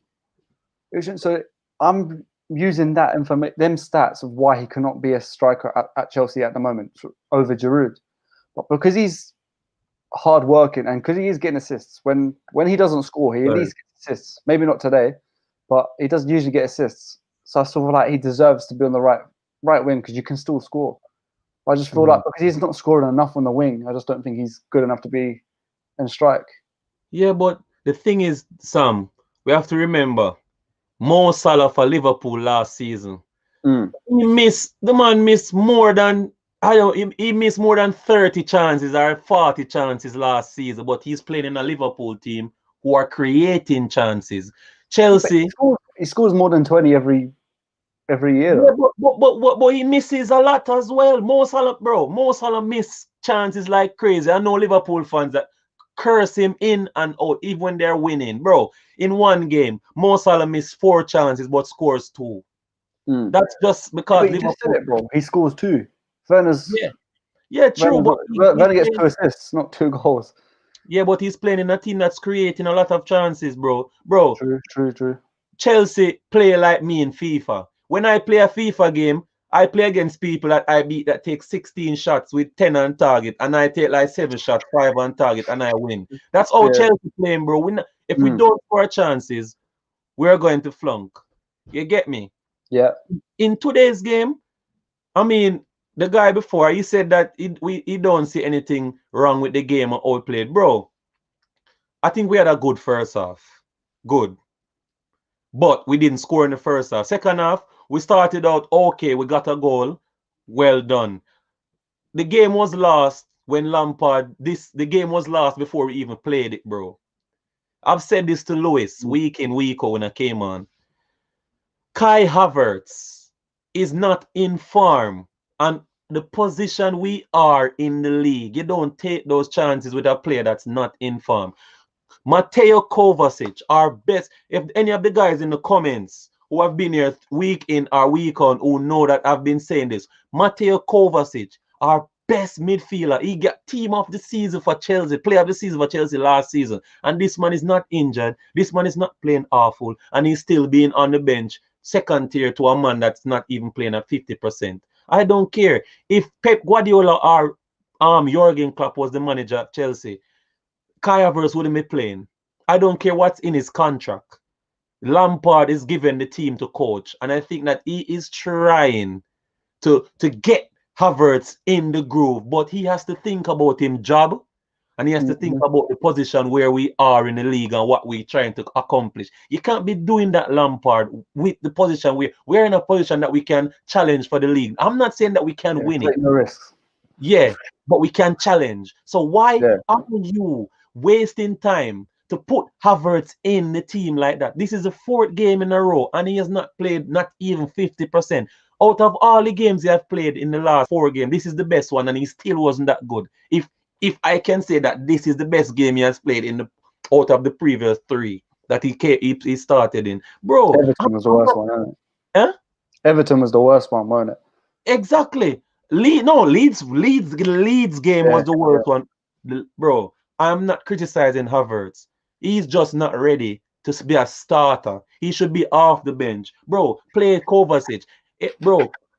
Tyree saying Havertz runs, and bro, we don't want Havertz to be a box-to-box midfielder, bro. You're a talented midfielder. Just play some football. That's all Lampard wants from him. But see, there's 2 ways of looking at it. Why Lampard's playing at him? There was a time in Lampard's career, Lampard got benched by Andre Villas-Boas. And then Lampard said in one of the videos that took away his confidence and stuff. And then when Lampard started playing and got back on the first 11, when AVB got sacked, when Di Matteo started playing Lampard again in 2012, Lampard started playing really well. Do you think Lampard's trying to not put all this pressure on Havertz? So like it's like how should I say this? Lampard's trying to avoid he's trying to make Havertz not go through what Lampard went through in 2012. So that's why he knows he's flopping, but he doesn't want to kill his confidence. Like, look at Kepa. I think Kepa's finished mentally. No, he finished mentally. By 2 managers. Yeah, I believe that. But these are different times, Sammy. Lampard cannot compare when he was playing to now. Football has changed totally. Like that. Football has changed, bro. The type of playing style we're seeing from teams now, it's way different to what Lampard is used to. He's trying to protect Havertz, but as a manager and as being a manager, as being a player for Chelsea for years, you are telling me that you have seen and played under managers that came in, made poor decisions, and what they got? They got sacked. So as a player, now turned manager, and you're coaching a club that you played for that cuts managers when they mess up, and you're following the footsteps of the managers that got sacked. You're doing the same exact thing, bro. You have to protect your job. The fans want you to be the manager. Maybe 80% of the fans want you to be the manager. You get me? So you need to control that, bro, and do what we want you to do, bro. There's no way Kai Havertz should be. Kai Havertz could not play in Klopp's team or Pep team at this moment. He's talented. I'm not saying that we should get rid of him, because as Lewis said, I believe right now they're just judging his performance right now, 100%. Yeah, right now, I believe what Lewis said. He's gonna be one of the best Chelsea players in the future. I totally agree with that. But at this point, Lampard needs to say, "Hey, Kovacic, play this game. I'm gonna take you off 60, 70 minutes. I'm going to give Kai Havertz 25 minutes to get the groove of the Premier League." Bro, he scored a hat-trick against Barnsley. Bro, Barnes is no team, bro. You can't, because he scored it. Lampard is looking to get that from him again in games like this. But I'm not saying he can pop up and score a goal or assist. But at this point in the season, bro, we have a good start. Try these things when things aren't going right. Then you can say, "Oh, my word, Kovacic and Conte not working. Let's try Havertz." And, bro, the midfield should. Lampard is the man to be blamed today. I'm not. As I said, I am Lampard in, because as a Chelsea fan, I'm tired of managers being sacked. It's not something we need to have. A manager that can be there for at least 3 seasons. I hear that. Because I was sorry out. I was a big sorry out. Didn't like what he I just hated. I can't even talk right now. I just couldn't stand the man. But I agree with you on that. I was sorry. He's making mistakes. Lampard's getting it wrong a few times, but I'm still Lampard in. Yeah, but you said sorry out, but I was sorry in, bro. If we compare the, bro, I said to Lewis, the type of football Chelsea played under Maurizio Sarri, I've never seen that before under no manager, even when we won the league in the past. Do you want to come on next week? Be careful what you say, bro. No, but come on. Yeah, I do get that. But you do football we played, bro. If Jurgen Klopp and Pep Guardiola can step up and say they're scared of the football that Sarri plays, come on. Look what we did to Liverpool at Stamford Bridge, even though Daniel Podence not that late. Huh? Lampard did make a big decision to drop Kepa. Yeah, but look what I'm saying now. Lampard he's been an hypocrite. He's been a complete hypocrite because when Kepa made a mistake, he dropped him. Marcos Alonso made a mistake, he dropped him. Rudiger made a mistake, we barely can see Rudiger, he dropped him. Christensen made a mistake. Bro. Eh? But maybe, so the thing is, in football, there's a lot of things we don't know, especially from the board of Chelsea. Like, see, with Kepa, we've known he's been terrible in my opinion, from day one in his first season. I wasn't happy with him. And I got told, I'll tell you privately, but I got told the club made sure Kepa was the first keeper. Yeah. And Lampard and Jody Morris did their absolutely best to make Chelsea even listen to put Mendy on. And Mendy wasn't actually bought to replace Kepa. He was actually only bought as a sub. That's why he wasn't expensive. So I think, from what I've learned from this, I have a feeling Chelsea have gone, look, Roman's gone, I've spent all this money on players. Make it work. I don't care what you do. I don't know how you do it. But if I've spent 80 mil on Havertz, you play him. And I have a feeling, because you just said Lampard's not afraid of dropping players. He's dropped Kepa, he's dropped Rudiger after silly mistakes. But why is he not dropping Havertz? And Havertz is honestly one of the worst players this season, in my opinion. When Havertz had the COVID and he missed 3 games, I honestly think we was the most creative in them 3 games. Of course, now he's back.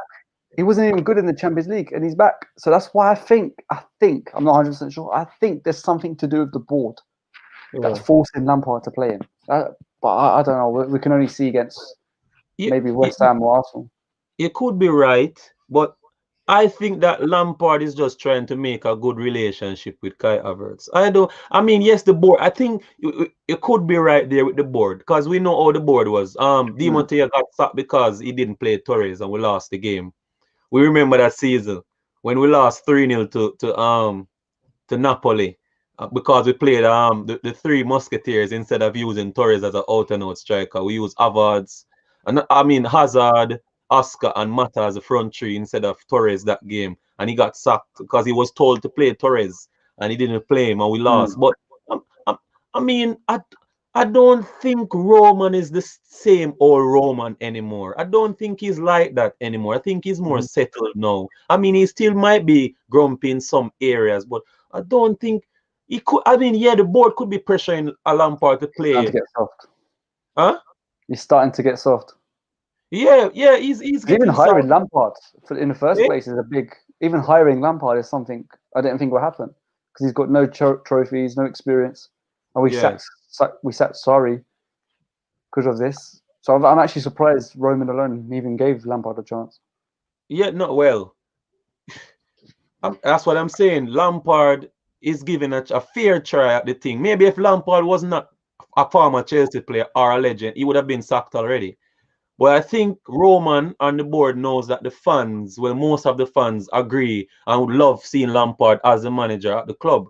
So he's giving him a fair chance, which I think that this season, if Lampard, if we finish top 4, fine, and win the FA Cup, I think Lampard's job will be safe. And if we can get past the round of 16 in the Champions League, I think his job will be safe. But it as a manager, bro, he needs to see his mistake. We as viewers and fans can't be seeing the mistakes he's making. He's getting thousands of dollars to make mistakes that we as people sitting on the sideline are watching from the TV or whatever, wherever we used to watch it, and we can see the mistakes that Lampard is making. It's crazy, bro, because in today's game, if you went 3 games with Havertz and he messed up, and you still went ahead and played the 4th one, bro. So he's probably going to play against West Ham. He's probably, bro. He's going to play against West Ham. and for me, I feel, as in you said it earlier, I have this weird feeling that we are going to start Arsenal's current season. I said that. Arsenal going to beat us probably. Yeah. I was listening to him like, oh my word, Sammy, I feel the same way. I don't want that feeling, but that's what Chelsea have been over the years. We have lost to teams that have been, bro. Last season, Everton was in 18th place, and we went to Goodison Park and we lost 3-1 or 2-1 or something like 18th place, bro. You get me? So it's hard, but we have to be patient with Lampard. But for how long? As I said, I don't want to be the old Chelsea where we just say we lose 2 or 3 games and we say out with the managers. We need to get that out of our systems. We need to forget about that old ways. This is a new era of football. We need to give a manager a chance, bro. You get me? If Jurgen Klopp was the manager of Chelsea, he would have not won the Premier League because he wouldn't get 4.5 seasons to do it. What he did with Liverpool. You get me? We need, give Lampard, if he doesn't do it this year, if we don't look properly, if we don't finish, I don't even want 4th spot. If Lampard wants to keep his job, he has to finish 2nd or 3rd. I want at least an FA Cup. And the FA Cup with a 2nd and 3rd place finish. Bro, this league, I don't want to be biased, because being a biased fan, it's not worth it. Because you have to stock up to the things that you've been saying before. And I've said it quietly. I've said it that we have a chance of winning the league. I've said it to Lewis, that quietly saying it, we can win the league, but quietly. I don't want to be, we go, bro, we cannot win the league playing like that. That's not a league winning team, as in not the team in terms of how we play. That's not how, bro, the way we played against Wolves today, terrible. I know, we got unlucky because of, the goal, that the first goal they scored should have been a goal kick. Yeah, but we didn't really play well. We didn't change anything. Yeah, we didn't play well against Everton. The last time we played was against Leeds. Back-to-back games, we were like, oh my well. And some of the guys before saying, Havertz, bro, Manchester City, Kevin De Bruyne has to run back and he has to go forward. With this new type of football, bro, all of the top teams, everyone attack together, everyone defend together. Sergio Aguero was told by Pep that if you don't want to run back and get behind the ball like everyone else, you're not going to play. Aguero did it. They won the title 2 times back to back. Bro, Havertz he can come back. It doesn't make sense what he does. He's a talented player. Go back and forth with the team. Fall off, go forward, bro. The footballer Lampard wants to play, he needs to give his players on the bench that have been playing before Havertz a chance. That's in Kovacic. You can't be stuck in your old ways, Frank. You're going to get yourself sacked. You get me? We can't bench Giroud. Giroud is the man who's scoring. If we put Giroud on the bench back, then he'll be on crack again. People saying give Tammy Abraham a chance again. Bro, Tammy Abraham shouldn't even come on the pitch today unless we were going to play him as a double striker with Giroud. There's no way. Why you take Giroud off? We don't know. We don't know. Our next thing, Atletico Madrid in the Champions League. Bro, Atletico Madrid are the leaders in the La Liga, bro. And bro, if we win that the match, most defensive team, bro, we are not creating chances. So how are we going to break down Atletico Madrid? No, we're going to have 80% possession, just passing it across. Back, it's going to be Zuma and Silva just giving it to the midfield, there and back, and then Havertz is going to chill there. Then the minute we lose the ball, Suarez is going to score. Just watch. Just watch. They're going to have 2 shots. Basically what we do usually against bigger teams. But yeah, so if Suarez doesn't bite someone, he's going to score on a counter-attack. Yeah, I'm not looking forward to that game, let's just say. If we do beat them, that would be like us winning the Premier League. Because I don't see us beating Atletico Madrid. Atletico Madrid they're the leaders in the La Liga, best defensive team in the Europe so far. So if we do beat them, that would be a major plus for Chelsea. The camera dies, had to switch. Oh yeah. There we go. But it's a tough one. I mean, I love Lampard as a player. I respect him as a manager, but he needs to get things right, man. And he's killing us. He's killing us because we are seeing what he's doing, and it's hurting us so much. And we could, I mean, the one thing I do agree with one of the guys, I think two of the guys have said it. I think play a diamond until we get our wingers back. Yeah. We don't have wingers right now. So and we can't like overuse Pulisic because we don't want him to be injured again. That's next 3 weeks out. Go to a diamond, play your two strikers, play Havertz in a cam where he wants to play or whatever. Try him as a cam because I don't think Kovacic would make a good cam. But play Havertz in a cam. If he doesn't play good, then we know that definitely this season he's just kind of dim and we have to change something and whatever. But change that, see what goes on. You said something earlier in the stream, bro. How? Oh, sorry, bro. Trust me, guys, I apologize if I am not looking at the comments, but whenever I'm talking on the channel, I'm just in the zone, bro. We're getting deep into that conversation, isn't it? Yeah, I apologize. It's just that. Yeah, I don't wanna. They love you. I mean, they love you, bro. They want to see more of you. That's why. All right, what I'm saying, I don't want to you. I mean, a lot of people want to come on and talk, so I don't want to. I mean, you guys' comments mean a lot as well as my words coming out to you. It's you guys' comments mean the same too, but I just want to get my words across quickly so someone else can come on and share their views as well, because it's a long line and I know what it's like. You get me? So I apologize. I will try to look in the comments a bit, but I mean, I just want to get these things across. What I was going to say also is that using the diamond before, I mean, until we get our wingers, fine. But I was going to say, Sammy, you said it earlier. Lampard, he has the potential, Sammy, because you said it. This man changed his formation last season to beat Wolves. He went to a three at the back to counter what Nuno was going to do with his three at the back formation. So he has potential. He know, but he's stubborn, bro. He's stubborn. He's stubborn, man. When he did that and we beat Wolves last season, I was like, whoa. Because I was being critical of Lampard, saying that, bro, why you took the job? You're so young. You have no managerial experience, but you coach Derby County. You came in, bro, don't take the job.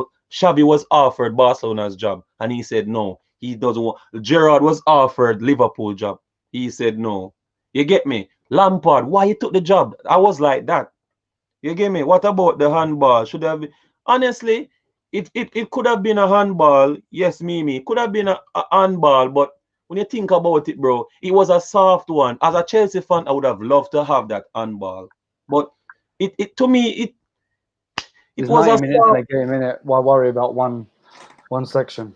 Bro, Wolves could have got a penalty from that Reece James tackle on Neto. It's a soft one, but they could have got it. Some other referees would have given it because he did touch him. You get me? So it's just one of them, bro. We have to look forward. We deserve that point.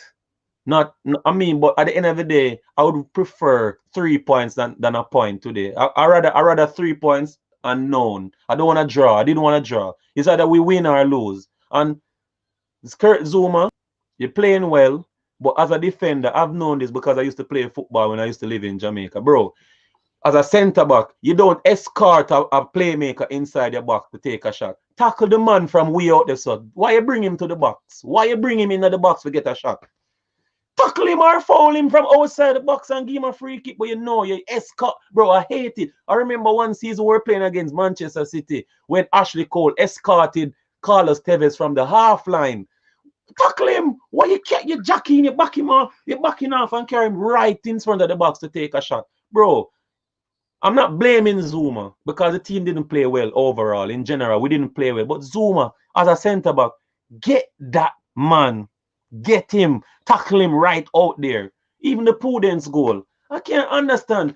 I'm not saying Podence is not a good player, but this man have the whole centre back jump, the whole defense jumping in the air like the cheerleaders. Bro, stand on your feet, man, and be. It's difficult, man. I mean, I love the club.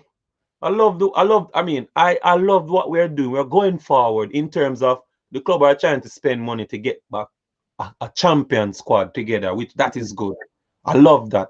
But the managerial part, I respect Lampard. I want him to be the manager I want him to win the league with Chelsea or FA Cup as a manager, and we can grow with Lampard. But if this season comes up and he comes up empty-handed again, I think we need. Yeah, we need.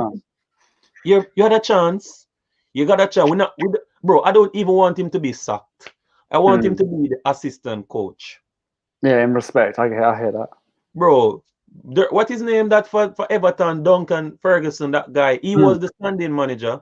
Ancelotti came in. He didn't sack him. They said, hey, I love that. Go beside Ancelotti and learn. Bro, Lampard needs to be beside a manager that he can learn from. I don't know what Arteta have been learning beside Pep for them 4 seasons, but it's either he can't, his head is tough or what, he's not. Arteta is some different breed. I don't know what he was studying, because he was beside Pep for 4 seasons and I was expecting him to play some top football for Arsenal, but it's shit, man. The reason why they even beat us in the FA Cup was because that referee. I hate that referee. I forgot his name. Taylor. Huh? Anthony Taylor. Exactly. Yeah. Give Kovacic a red card for kicking the grass. I was like, what? And you have VAR, and you don't go and check VAR on your decision. VAR didn't say, hey, Anthony, that's not a red card. He didn't touch him at all. He kicked the grass. That's what I'm saying. Football, bro, it's VAR should be in or it should be out. It's not halfway. Oh, we're going to use it. Bro, even today in that corner situation, the Chelsea players were saying, hey, it's a goal kick, it's a goal kick. If you were not sure, why didn't you call VAR to check before you give them the corner? I don't know what they're doing with football now, you know. Football is going to come like cricket one day when you have 3 VAR records where you can call and say, hey, I want to check that. You know that thing? I don't know what they're doing, but in cricket, if you can make a call and get it reviewed, that's what football is going to come to one day, you know. It's Sammy, thank you for letting me on. I like talking to you guys. Thanks for coming on. Honestly, you need your own show on here. Huh? I'm going to make that happen. I'll talk to Sophie. We'll get your own show on here. Do you like the brand of football we play? Tricky you. Let me tell you. Chelsea, it's wing. That's what we've been playing, bro, for years. The last time I saw Chelsea attacking through the middle was when we won the league 05, 04, 05, 05, 06. That's when, since the new players came in, the new coaches, Conte and all of them, we've been playing wing ball. And that's why Lampard bought Havertz. I agree with the money he spent on Havertz, because he wants to attack through the middle as well, as have good full backs that can give us good crosses. That's why he bought Chilwell. Because we as Chelsea fans, we don't like to see that boring football anymore. You get me? We past that. I mean, we've won titles playing boring, but this new era, that's why Sarri was brought in. I know you said Sarri out, but to bring attacking play.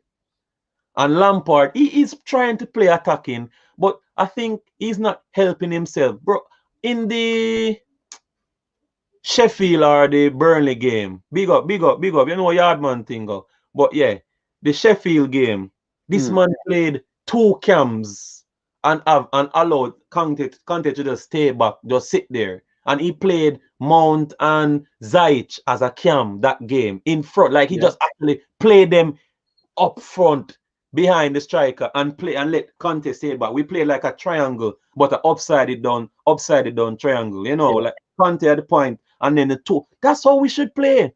That's all we need to play, bro. We have too much possession of the football to be going sideways all the while. We go left to Chilwell, and we go right to Reece James. But we have a midfield 3 that can't go through the middle. It's just something we have to work on. I think Lampard needs to put more focus in playing in the midfield, attacking from the midfield. Bro, we know what Reece James and Chilwell are capable of. They can provide good crosses. So we don't need to work on that anymore. We need to work on the transition of the midfield, making passes going forward. For West Ham, I would rest Havertz to play Gilmore and Cover. Bro, we don't. All we need, bro. I don't have a problem playing like this formation. The formation, nothing is wrong with it. But If we don't have our wingers, yeah, we could switch to a diamond. But I really think we can play this, bro. This team would have played better with Kovacic on the field. It doesn't matter if we play with a diamond or not. Kovacic would have done better. When Kovacic came on the field, bro, he brought the ball forward. He run past 2-3 Wolves player with the ball on his foot. Havertz wasn't doing that. Every time Havertz go forward, he turns back, lose possession, tries to go back to Reece James and pass it outside. It's a joke, man. Sorry, I'll have to stop you there, unfortunately, because Kozilla has been waiting for a very long time. Yeah, man. No, it's always a pleasure to bring you in. I'm not joking. I will talk to Sophie. I will try and get you on. More. No problem.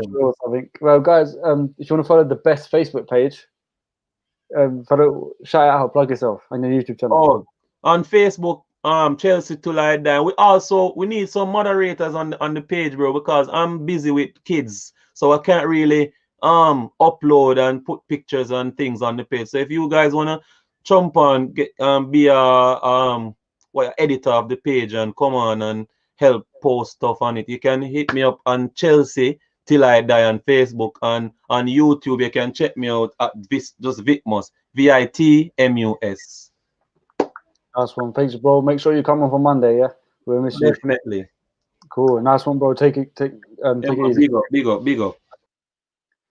There you go. Last but not least, man like Quizilla. How you doing, bro? Yo, bro, can you hear me? Yeah, good. Sorry for the wait, bro. Man. No, that's all good, man. How you doing, bro?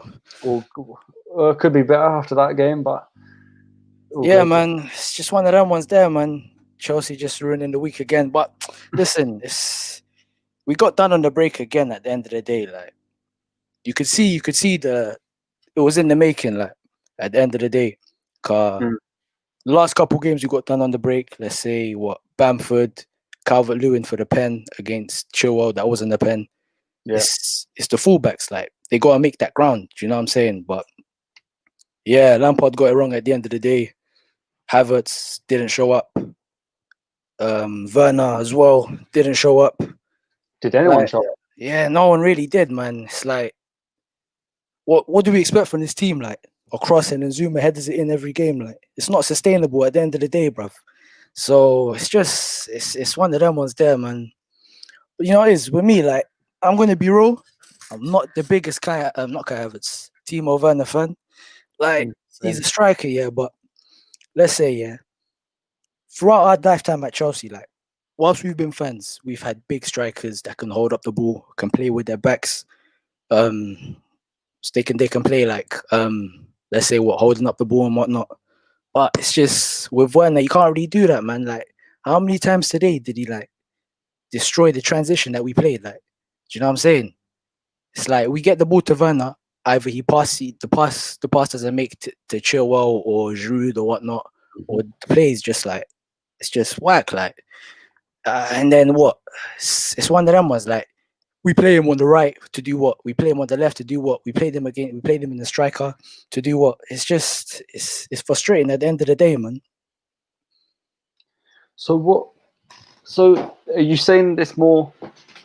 Well, I don't know how to say it. Like I agree with what you're saying. Like we're not playing good football. We're not creating anything. But is that the tactics fault? Is Lampard getting it wrong, or was the players just don't know what they're doing, or they're not? No, you know it might be a bit controversial, but I'm gonna keep it real here. I don't think Werner suits the way Lampard plays, man. Do you know what I'm saying? Because at the end of the day, even against Everton, we had the lack of creativity and whatnot. We just kept on funneling out to the wings, trying to cross in the ball. We signed Werner from the Bundesliga, where they get so much space in behind to run off. We don't get that space against the West Ham. We don't get that space. I agree with you. We're not playing that well. And we're not making it easy for him, even Giroud. But Werner does miss chances. A lot, man. He had 2 1v1s and stuff. So, like, even with Costa, with Mourinho, we played defensive football, so we really didn't have many chances. But Costa always finished. Yeah. Werner, he has to score these. If you're a good striker, you have to score these chances. Yeah, you're right. So, and you know, it's a mix of both. We're not making it easy for him, but he's also not playing as a top level for a Premier League striker at Chelsea. Yeah, no, 100%. But like in the comments, I'm seeing people talking about Diamond and whatnot. Like, Has Lampard ever played a diamond in his Everyone's career? Like, done. has he Everyone. played?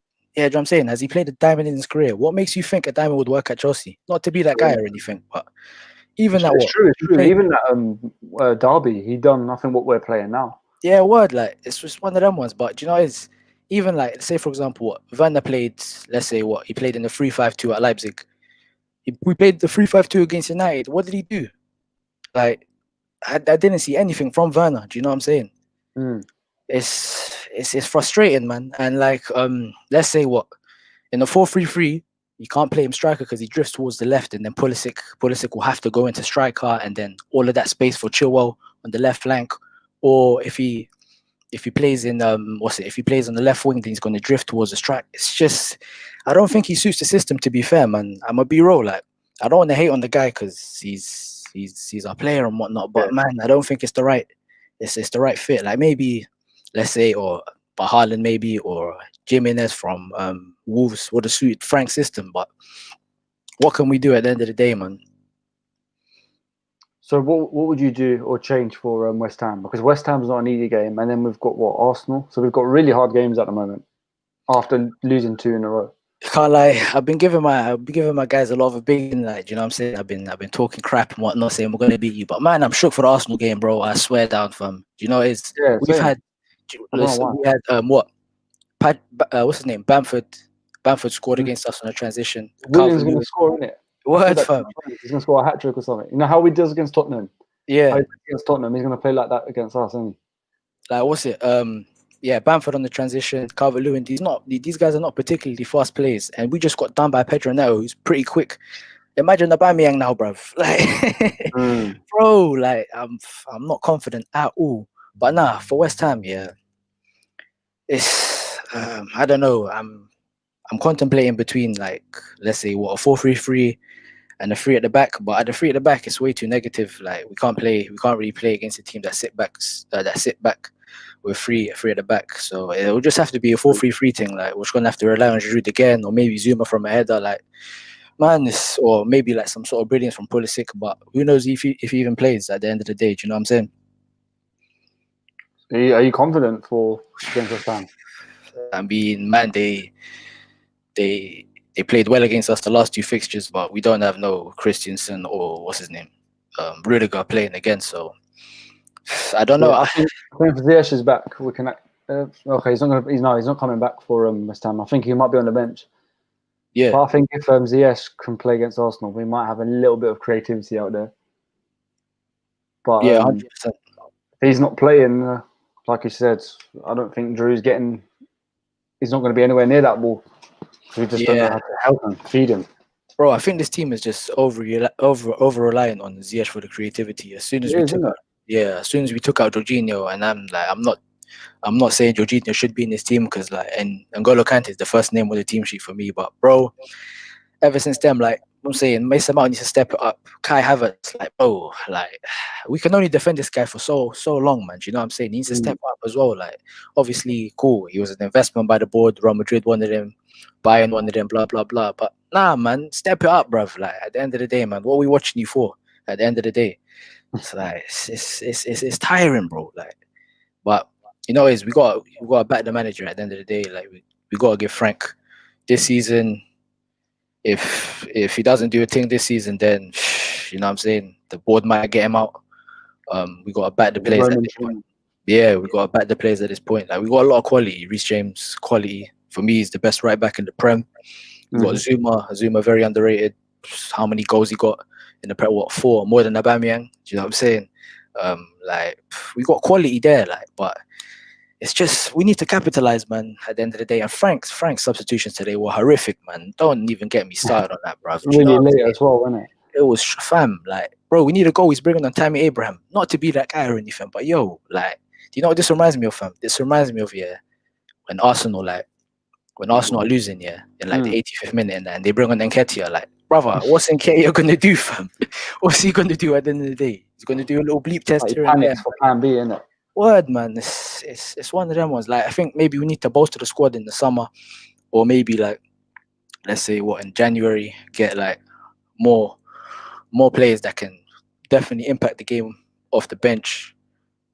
It's just, and like, say for example, what Werner, like might be like, let's say, might be running him into the ground. He might need like a bit of game time off. Do you know what I'm saying? Like, even that last bit of the game where the ball was in our own was in our half, and then Tammy tracked back all the way down to get to the ball, and then Werner couldn't do that.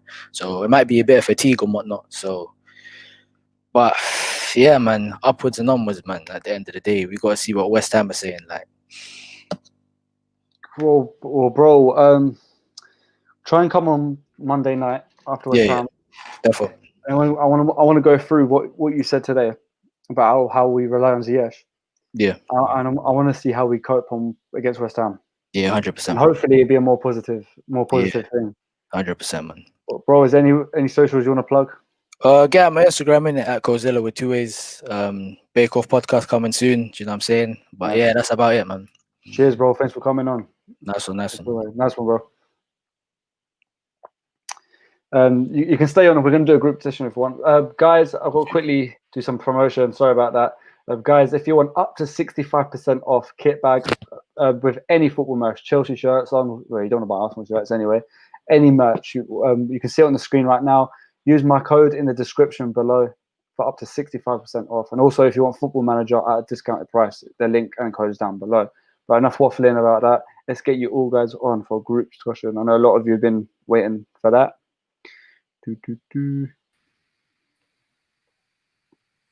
There we go. How's everyone doing? How do you think I'm doing? That's how it is. Man, oh man. So after hearing everyone's, how was? Oh well, I'll start this. Good evening. Huh? Good evening. Not a good evening, is it? Nope. Not at all. How y'all feeling about the West Ham game? It was frustrating, man. It's going to be frustrating, at least. Like, it's going to be like, you know, West Ham, what they do against us, man, with Declan Rice. They got big physical guys in there, man. Like, I don't see what Havertz can do in that game. It's going to be, man. It's going to be long. There's no way he's playing again. He's not playing again. I mean, last year West Ham was shit. They still beat us twice. This year they're better.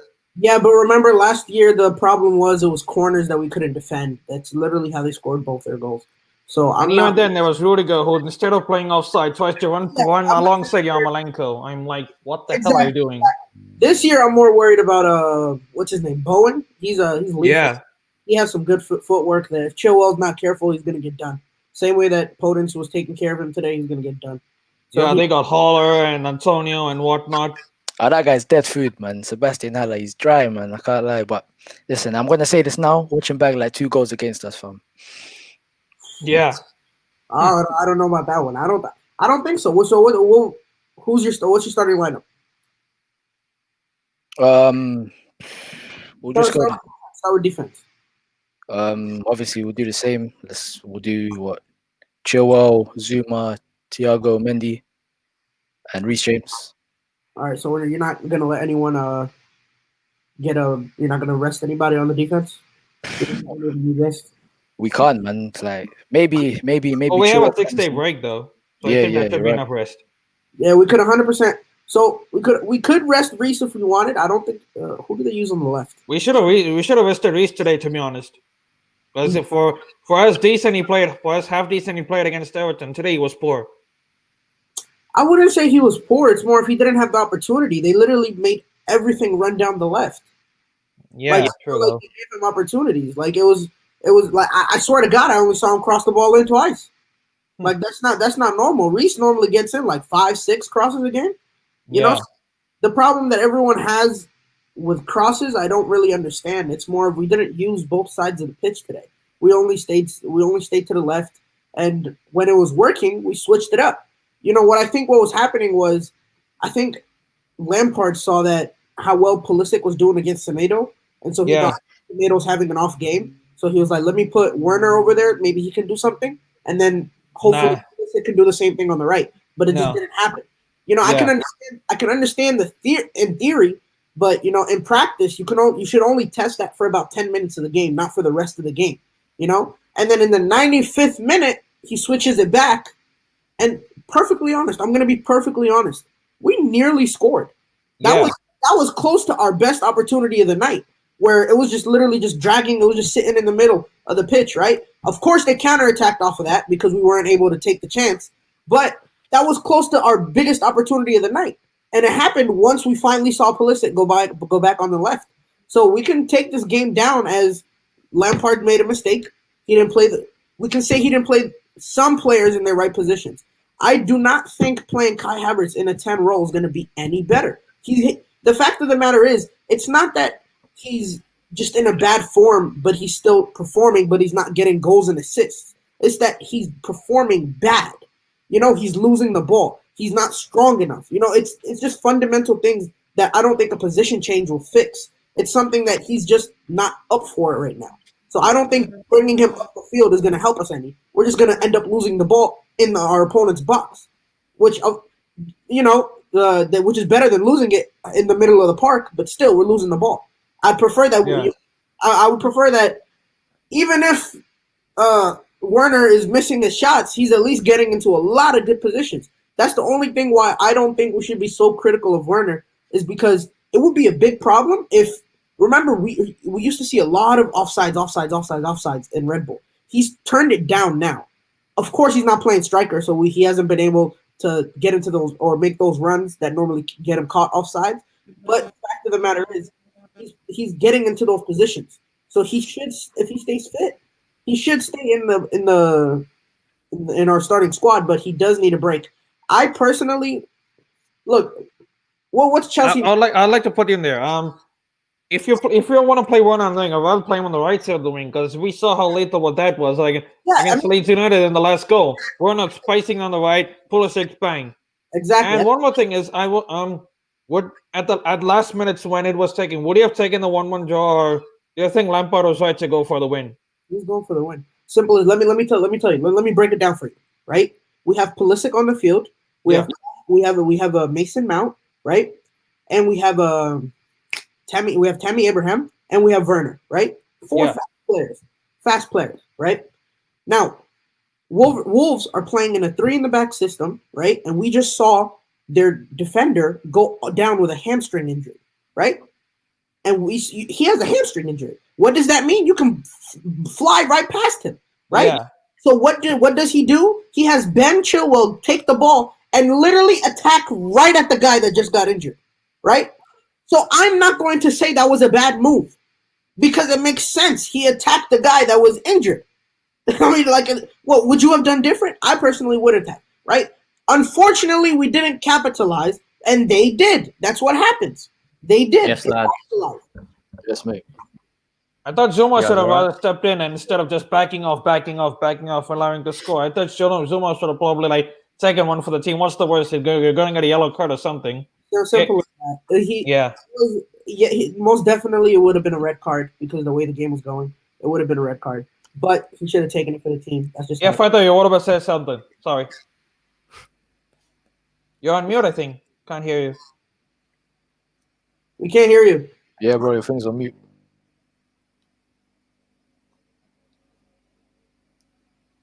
You might have headphones plugged in. I think it's gone missing like Havertz. Or Werner. I can't hear you. Father, can't hear you. What was everyone's thoughts on Havertz then? Try leaving the broadcast and then try coming back in. That might fix it. And Havertz, he should be dropped. He hasn't done anything to prove that he deserves to stay in the team. Kovacic instantly made an impact the second he came, compared to the 65 minutes that we wasted with Kai Havertz. Kovacic deserves better, man. Bro, it's the same. It's the same for Werner as well, man. Like if we had attacking options on the wing, he'd be benched straight away. Like both of them have been useless. We have nobody. That's just it. We have nobody. I mean, the fact that now Giroud is keeping Werner out of striker's position says you all. We could play. No, because I'm gonna keep it fairly simple. Giroud is not missing chances like Werner is. Giroud is at the very least, he's putting in the goals away. At the very least. Yeah, he can have a bad game and still score. Exactly. So it's one of those that you can't bench Giroud until he doesn't score, if that makes sense. I mean, we could play a 3 at the back and just take out Werner and put in Giroud instead. We 100% could, but what does that achieve? You know, like the whole point is if we play 3 in the back, we're just gonna be passing it around in the back some more. Like it's already a big part of the game. You already see damn nearly 20 minutes wasted on Zuma and Thiago Silva passing it to in between each other. So if we put a third person back there, wasn't that what our problem was with having Jorginho on the team? He slides back into as a third center back, doesn't he? And so the attack that we love to talk about, like going through the middle, it's not gonna happen because we don't go for the middle anyway, man. And we don't go for the middle anyway. And then playing in a 3 in the back is gonna make us work. We're gonna start. Oh my! I'm telling you, it's just not gonna work. We're gonna start pushing it out to the wings even more because they have the ability to just stay up there now because they have an extra defender behind them. So we're literally just gonna focus on our width even more. And it's just not working. You still need to try a change of formation. Maybe not in the Premier League, but maybe in, I don't know, in one of the cups, just to try how it is, or in maybe a friendly or something, just to try out different formations and see what it's like, or in training, because I don't know what our falling form has been, but guys, hear this out. I'm just reading your list of fixtures. Okay, so February 20th, let me go through that. Southampton, we started Southampton away. 3 days later, Atletico Madrid first leg. 4 days later, Man United. And then next we got Everton, then Leeds, then Atletico Madrid second leg, and then we have Liverpool. Bro, listen. It's a mad thing, innit? Yeah. You know what I'm saying? Bro, Atletico, fam, we're getting pammed. I'm telling you that for free. We're getting destroyed. We couldn't even break down Wolves, bro. Wait, Wolves. if we have Ziyech, we may have a chance. If we don't have Ziyech, we're screwed. We're done for, blood. I'm telling you. Hold on, guys. You know what Simeone's all like. Hold on. Fatter, he said, do you guys think Kai Havertz's reputation being the most expensive player in Chelsea's history caught up to him? Again, it's one of those things where Sammy mentioned it about Kepa, saying that the board made sure that he stayed in the team for the first year. It's going to be the same exact thing. Again, you can't, you know, it doesn't matter. It hasn't caught up to him. He's only 21. It hasn't caught up to him. You can just say it as simple as that. It hasn't caught up to him. If you're going to say Kai Havertz is a flop, then that means João Felix is already flopped with Atletico. You can't say him as a flop. It's only 12 games, and he's missed like 2 or 3 games. He's covered already. So you have to give him at least until the end of the year before we can say anything. But you can take him out of the team for sure. You can 100% do that. You can probably get what Lampard did to Pulisic, like slowly ease him into the team instead of like just putting him straight into the firing line. Put him on the bench, get him, you know, because you're into a new league. The English thing is not the same as the German league, so it, like, can come off the bench, learn the game, learn the system a little bit, and then probably like Adam start at the end because I heard Lewis say earlier, like, Havertz is good in the second half of the season. So by the time he starts getting up to speed, he'll be smashing it towards the end. That's what I feel. And that's a fact. In the previous 2 seasons, he scored like 10 goals in the second half of the season. Yeah. You know, it's with Kai. Yeah, go on, bro. Go on. Okay then. Yeah. If he smashed it towards the end of the season, but it's the point where we're not challenging for a title, would it really matter? Of course. We need to be challenging for a title. We need to be up there. If he's smashing it, we still need to be there. We can't just dip in form and then he can't just turn up when it matters the least. He needs to turn up when it matters the most, and that's what world-class players do. They turn up when it matters the most. Okay, it's as simple as this. It's as simple as this. I'm gonna be perfectly honest with you, right? The only reason that Chelsea was in consideration for the title this year is because of depth. It's not because we had a good team. It's not because we spent $250 million. It's because we had. It's because we knew, because of the schedules that are going to be, because of the schedules, how tight the schedules are going to be. We knew every single team in this league is going to drop points. Every single team in the world is going to drop points. However, we can't rely every season on other teams dropping points. We need of course, we can't. But for our own consistency. For this season, we can. You can't tell me that you expected us to start firing off the jump. Did you not expect? Well, I mean, considering we spent $250 million, I expect us to be up there challenging. Isn't our team new? Is new. We didn't get a season either. Doesn't that mean? Hold on. Listen? Half of our team is new. Half of our team doesn't speak the language. Okay, I'm not giving it as an excuse. I'm just saying we have to allow them to have time, right, to mend with the team. I'm not saying it hasn't been enough time. It has. The fact of the matter is they mended, and then the injuries came in. It's the same thing that happened with Liverpool a couple months ago. They lost. However, Liverpool are keeping their form. They did lose their prime. They did not just tie to Burnley or Brighton. I agree with what Adam says. We're spending 250 mil. We can't be relying on other teams. We got to fucking start showing up more, man. When we had, listen, hear me out. When we had Mourinho on young players, they're young players. We're not. It's not like we're buying 28-year-olds that have been playing they're in their prime for 2-3 years. Yeah, exactly. You got a point there. Young players. When we had Mourinho and the 14-15 season, we bought Fabregas, bought Costa. We had the new look squad. We won the league straight away. When we had Conte, new look squad, won the league straight away. I'm just saying, we can challenge. We can challenge. What is the difference with this squad? We shouldn't. Well, if we had Mourinho now, we would be challenging for the league. I'm not gonna lie. Well, how come Tottenham challenging for the league under Mourinho? But we most definitely didn't have a Jurgen Klopp team, the Liverpool team that was like this. We didn't have a Clinton team that was like this. We didn't have a Man City team that was like this. Those seasons were easy. We literally. You can't say you enjoyed the time that you enjoyed the game. The game we played under Mourinho, man. We literally scored 1 goal and sat back. It doesn't matter. It doesn't matter. I don't care if we score 1 goal and sit back. If we win the league that way, I'm more than happy to put hands up and watch that football because we're winning trophies. That's what we do. We're Chelsea Football Club. I don't care if we park the bus. I don't care if we have to park the bus to win the league or win the Champions League. We're Chelsea. If it means parking the bus to win the trophy, I'll happily park the bus. And do you know what? I'm happy to sit there, and as much as I don't like Tottenham, I have to give them credit where due. If they sit back and they win the league, hats off to them.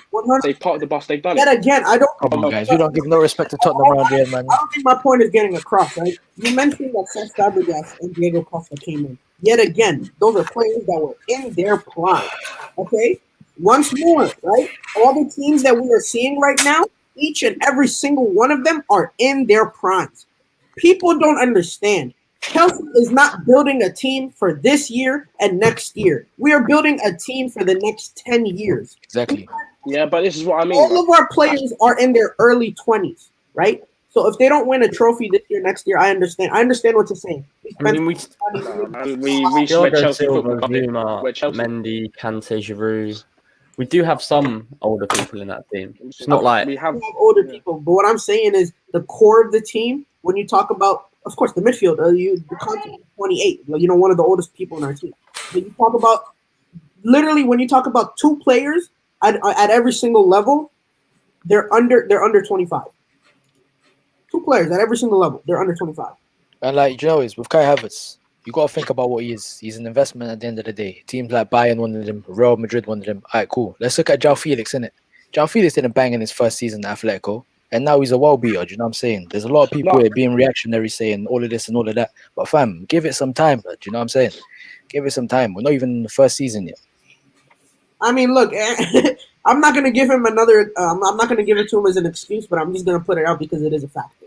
Simple, it is a factor, right? Kai Havertz had COVID, right? It's a disease. Yeah. It attacks your lungs, right? He's playing a game where that's what you need the most, you know? So I'm not gonna say, because he still tries to get back and defend, but he doesn't make decisions. Like it's aspects of his game that are bringing him down, and the fact that Lampard keeps playing him, it's going to push him down week in, week out. Because if he puts his trust in Kai Havertz and he doesn't produce, right, the team is not firing Kai Havertz. They're gonna fire, or they're not gonna try and sell Kai Havertz, right? The questions are gonna be on Frank Lampard to make the correct decisions. Did you know? I saw comments saying that I think we all wish we had our checker. Sorry, man, we're good. Nah, we don't want to checker. Thank you very much. Go ahead, Tyrese. Hello. Yo. Hey, bro, what's up? Yo, I was going to say this is about you were speaking about Kai Havertz, yes? Yeah. Give the thing him is, right? time. Wait. Give him time. Allow Tyrese to speak. Tyrese, go on, mate. This role that we're playing Kai Havertz right now, he never played in his entire career. Never, ever. Hold on. We can give Kai Havertz time. It doesn't mean we can't bench him now. Yeah. I'm gonna let you continue. Look, go on Instagram. Look, give him a year. I'm giving him a whole season to adapt. Yeah. Give him time. Okay. Look, on Instagram, his page, in an interview. Are you gonna let me speak? In an interview, he himself said, I like to play box to box number 8. I want to be a number 8 midfielder. It's not an excuse. He's never played in his life. He said he wants to. He should be. That's it. He could say so, but Ainsley Maitland-Niles say he wants to play midfield at Arsenal, but look at him now. He's at right back. He's right back in it. He's going to change exactly. Not even right back, bro. They play him left wing back at some But point. at the same time, when you buy a player, you don't buy him to put him at his favorite position. You put him in the position you want him to play at. I like your point that you made earlier about Goretzka, to speak him in how to change his game, because I personally don't know, because I think even though if he starts as a box-to-box midfielder, I think he could have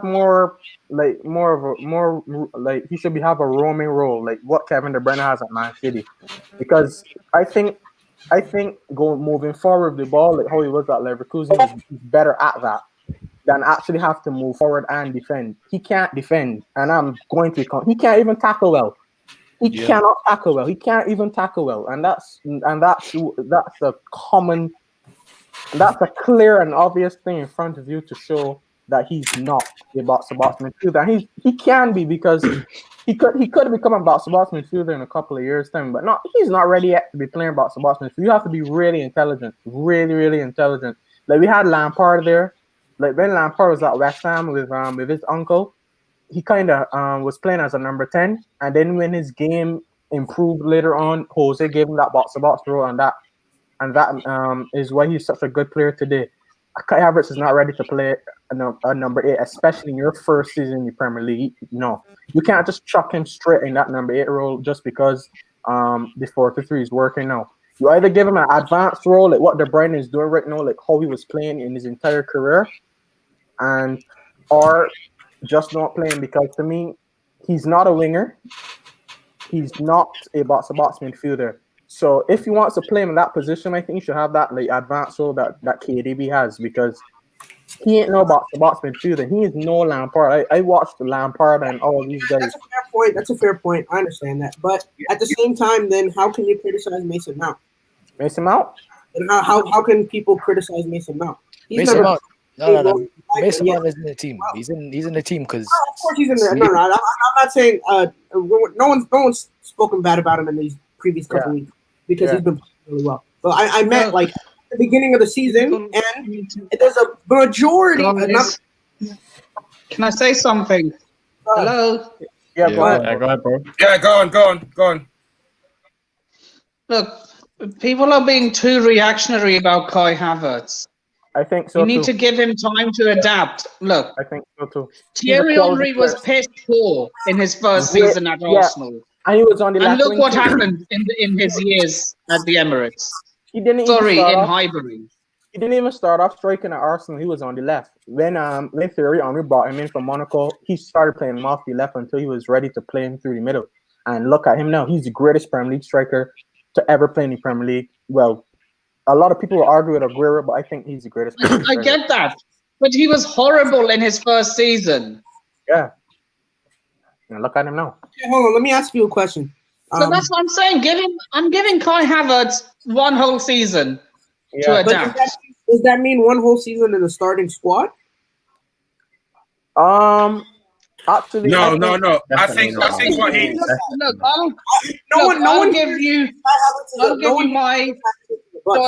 I'll give you my start. Without injuries, this is, in my opinion, what our starting 11 should look like. Mendy, James, Silva, Zuma, Chilwell, Kovacic, Conte, as the pivot.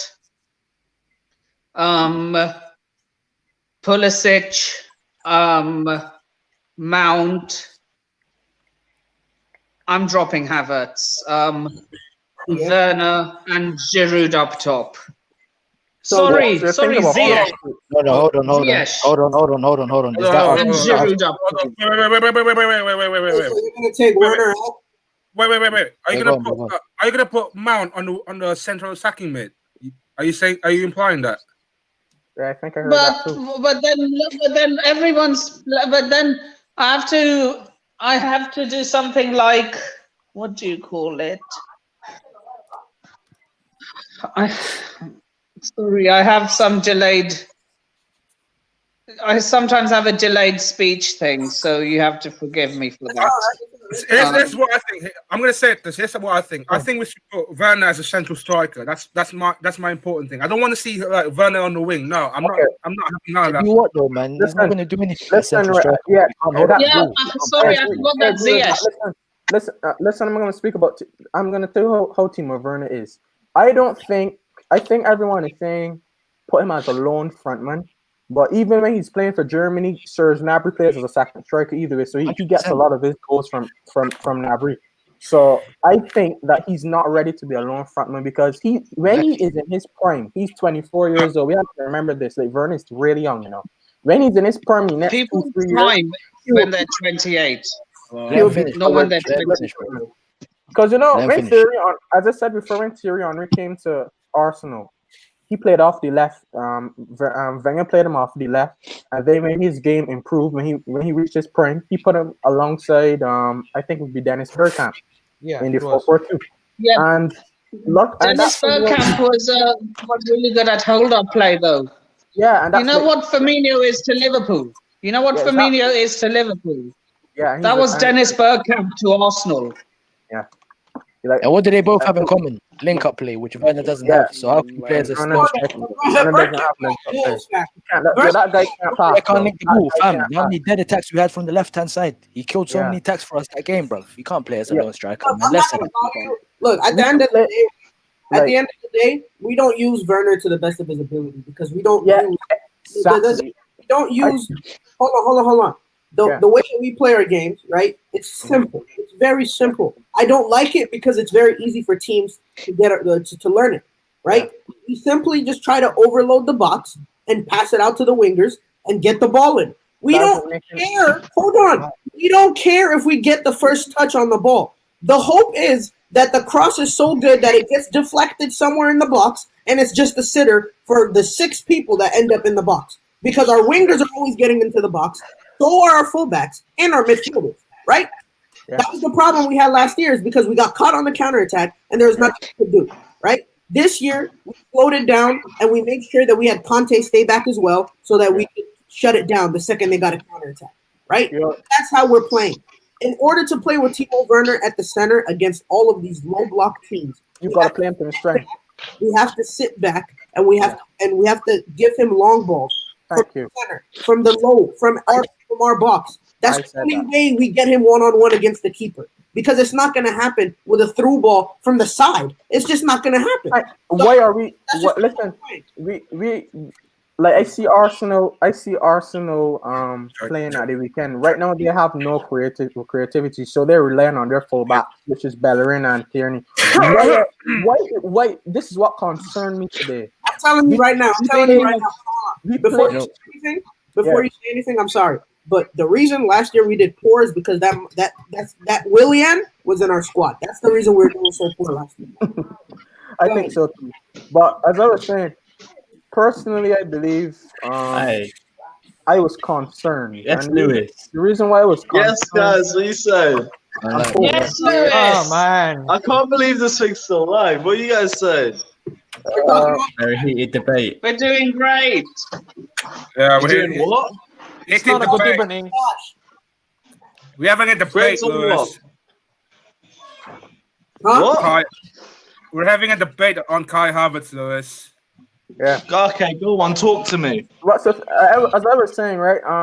What concerned me today, right, is we relied on most of our creativity from our fullbacks, and we played 2 attacking midfielders. And I did not see one of them make a forward pass yet. I looked at Havertz and Mason Mount.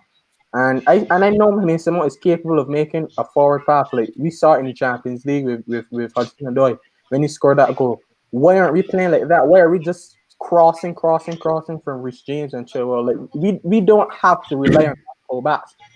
We definitely lacked a plan B. I get you on that. The thing is, as much as we hate it, as much as we really do not like it, that is efficient football.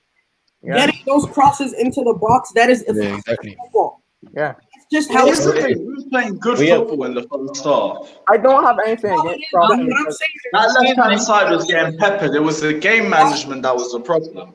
The thing that allowed Pulisic to get one-on-one with Semedo was the fact that Mason Mount wouldn't tug the sideline, would have hugged the sideline, but he would stay towards the edge of the box. And that would force Bally to keep his eye on him. So that lets Semedo get out, and it lets Semedo be dragged out wide, and Pulisic gets to get him one-on-one. Excuse me, guys.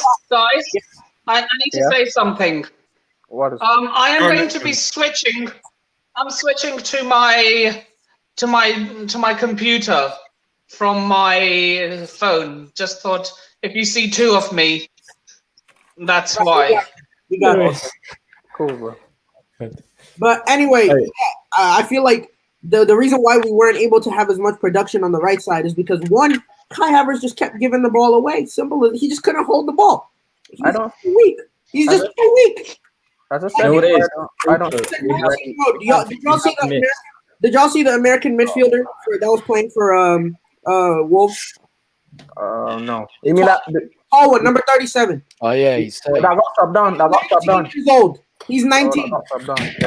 He's 19, and he was taking the ball away from everybody. I'm talking about that. He was bullying everybody. So when I talk about why Kai Havertz is too like he's not just strong enough, it's simply because of that. It's because he just doesn't have the build for it. He doesn't have the mold to play the 8. Listen, when I thought that we took out 90 mil of our pockets to go and pay for Kai Havertz, right? I wasn't expecting him to be playing as a box-to-box midfielder. I thought he was going to be a number 10. I thought Werner was going to be a striker. So these are questions that have to be answered. Like, we paid 50 million because we needed a striker, because let's face it, we all knew Tammy Abraham wasn't ready to be our frontman to move forward to win titles. And so that's why we brought in Werner. So what I don't get is why are we chucking him out on the left, and it's not working. Hold on. You know what is, in my opinion, it's down to Lampard, Marina, and Petr. Lampard should have had a clear system, and we should have got players who accommodate the system that we play in. Do you know what I'm saying? There should have been a clear line of communication between the two parties. I don't think the recruitment is the problem. I think it's probably Lampard not getting the best out of the players, though. I think what we can do, like, why don't we, like, as I said, why don't we try something new? Why don't we try something like elaborate? Why don't we try something out of the box? Let's say, like, we keep playing this 4-3-3 formation. Let's say one player goes out. Let's say Ziyech is out. Yeah, why don't we try something like outside the box? Like we go like 4-1-2-1-2 formation. We can put something. Try the diamond. Can I say something? Yeah, go on. How many times has Lampard tried something new now? Hasn't worked. I'm sorry, but top teams don't do that, bro. A lot of times. However, top managers have philosophies. They have philosophy and it works, right? Facts. Yes. Okay. Mourinho has a philosophy. Okay. Sorry, but he's got a philosophy, and it does work to an extent. These top managers have philosophies, right? Listen, Lampard doesn't Lampard doesn't have a philosophy, and when we come up against low block teams, when we come up against teams that drop deep, we don't know what to do. We're clueless. And this is what Atletico Madrid in February and March. Come on, we've got them for 180 minutes. Come on now. Let's be real. We're not getting anywhere past them. I understand. No, you're 100% right, but this is the thing, right? Yeah. This is something that I'm not. No, okay. I'm just gonna come out and say it, right? They did a great job this transfer window because they weren't looking to get players that were sticking to one position. If you look at all the attacking players that we purchased, every single one of them played 3 positions minimum. They can play 3 positions, right? So why would we get players that would be one-dimensional, like Jorginho? We paid 50 million for a player to sit in the middle and pass the ball. That's all. That's a good question. No, because it's just the fact of the matter is we didn't have a philosophy, right? No. Right? We had that. No, we didn't have a philosophy. You're right. We didn't because it was not until this year did we start using the 4-3-3 religiously. You know, it was this year that we really started. We're like, okay, this is the formation, right? Yeah. So what they decided to do was, okay, let's just get the most talented people we can get, but at the same time, let's make it versatile, just in case they can't play the positions that is their main position. Just in case it doesn't work, right? They can still move it around. You feel me? Like imagine if we had signed Haaland, right? And our wingers get injured. What do we do? Do we play? I'll be right back. Would you prefer to have Haaland at left wing or Werner at left wing?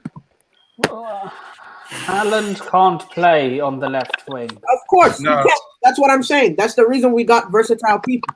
It's in order, so just in case, one, these injuries, because of this short fixture list, because of this tight fixture list, it's going to happen.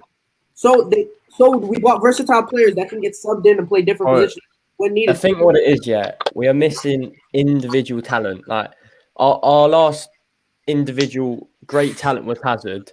And obviously Pulisic came in end of last season. He was looking like he can be the next player. But today, when he cut in, really good skill, Hazard would have done the same.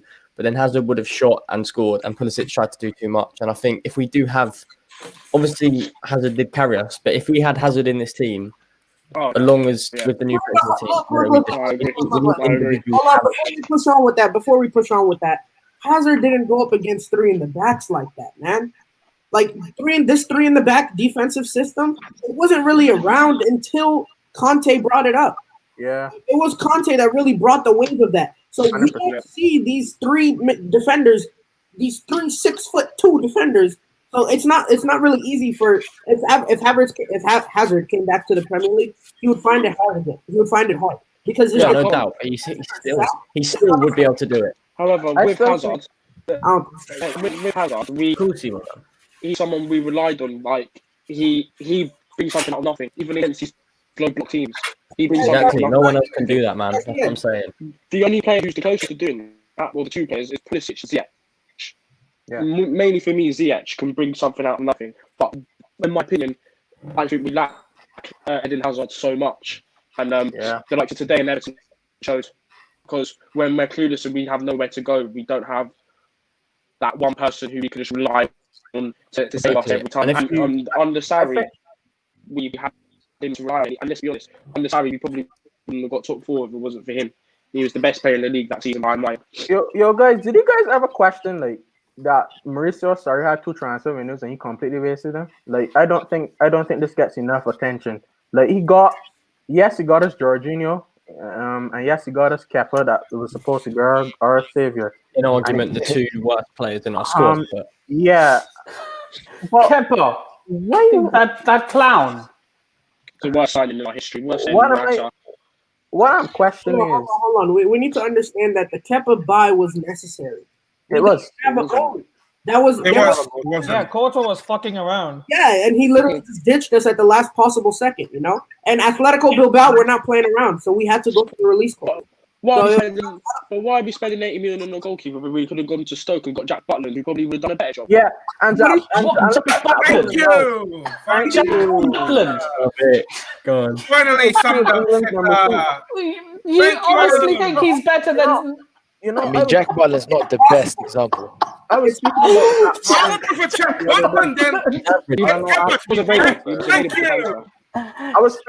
speaking to a friend of mine here in Barbados about Jack Butland, and I was like, "Yo, what happened to this guy? He should have gone to another Premier League team and still got relegated." And I was telling myself, we had Jack Butland there that was doing so well at Stoke, although they got relegated. Why did we choose to go and pay 80 mil for Captain? We have a homegrown talent, Jack Butland, that was 24. We could have gone on Jack Butland. He could have been on the level of maybe Edison, Allison. We don't know that because he was that good, but he went down in Stoke. He was that good at shot stopping, but with his feet, he was a bit questionable, man. Say how it is. When you're looking at a goalkeeper, you never buy a goalkeeper for a 1 season. Okay, you're good for it. We only need you for 1 season. You know, every time you buy.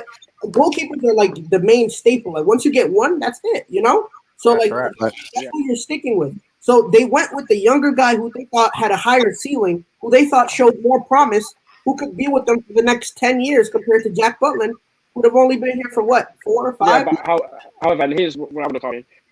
Our board 2-3 years ago. Oh, sorry, 2 seconds. Sorry, our board 2-3 years ago was so lazy. Right, we could have got Alisson over the line. We didn't. Liverpool come in and got him.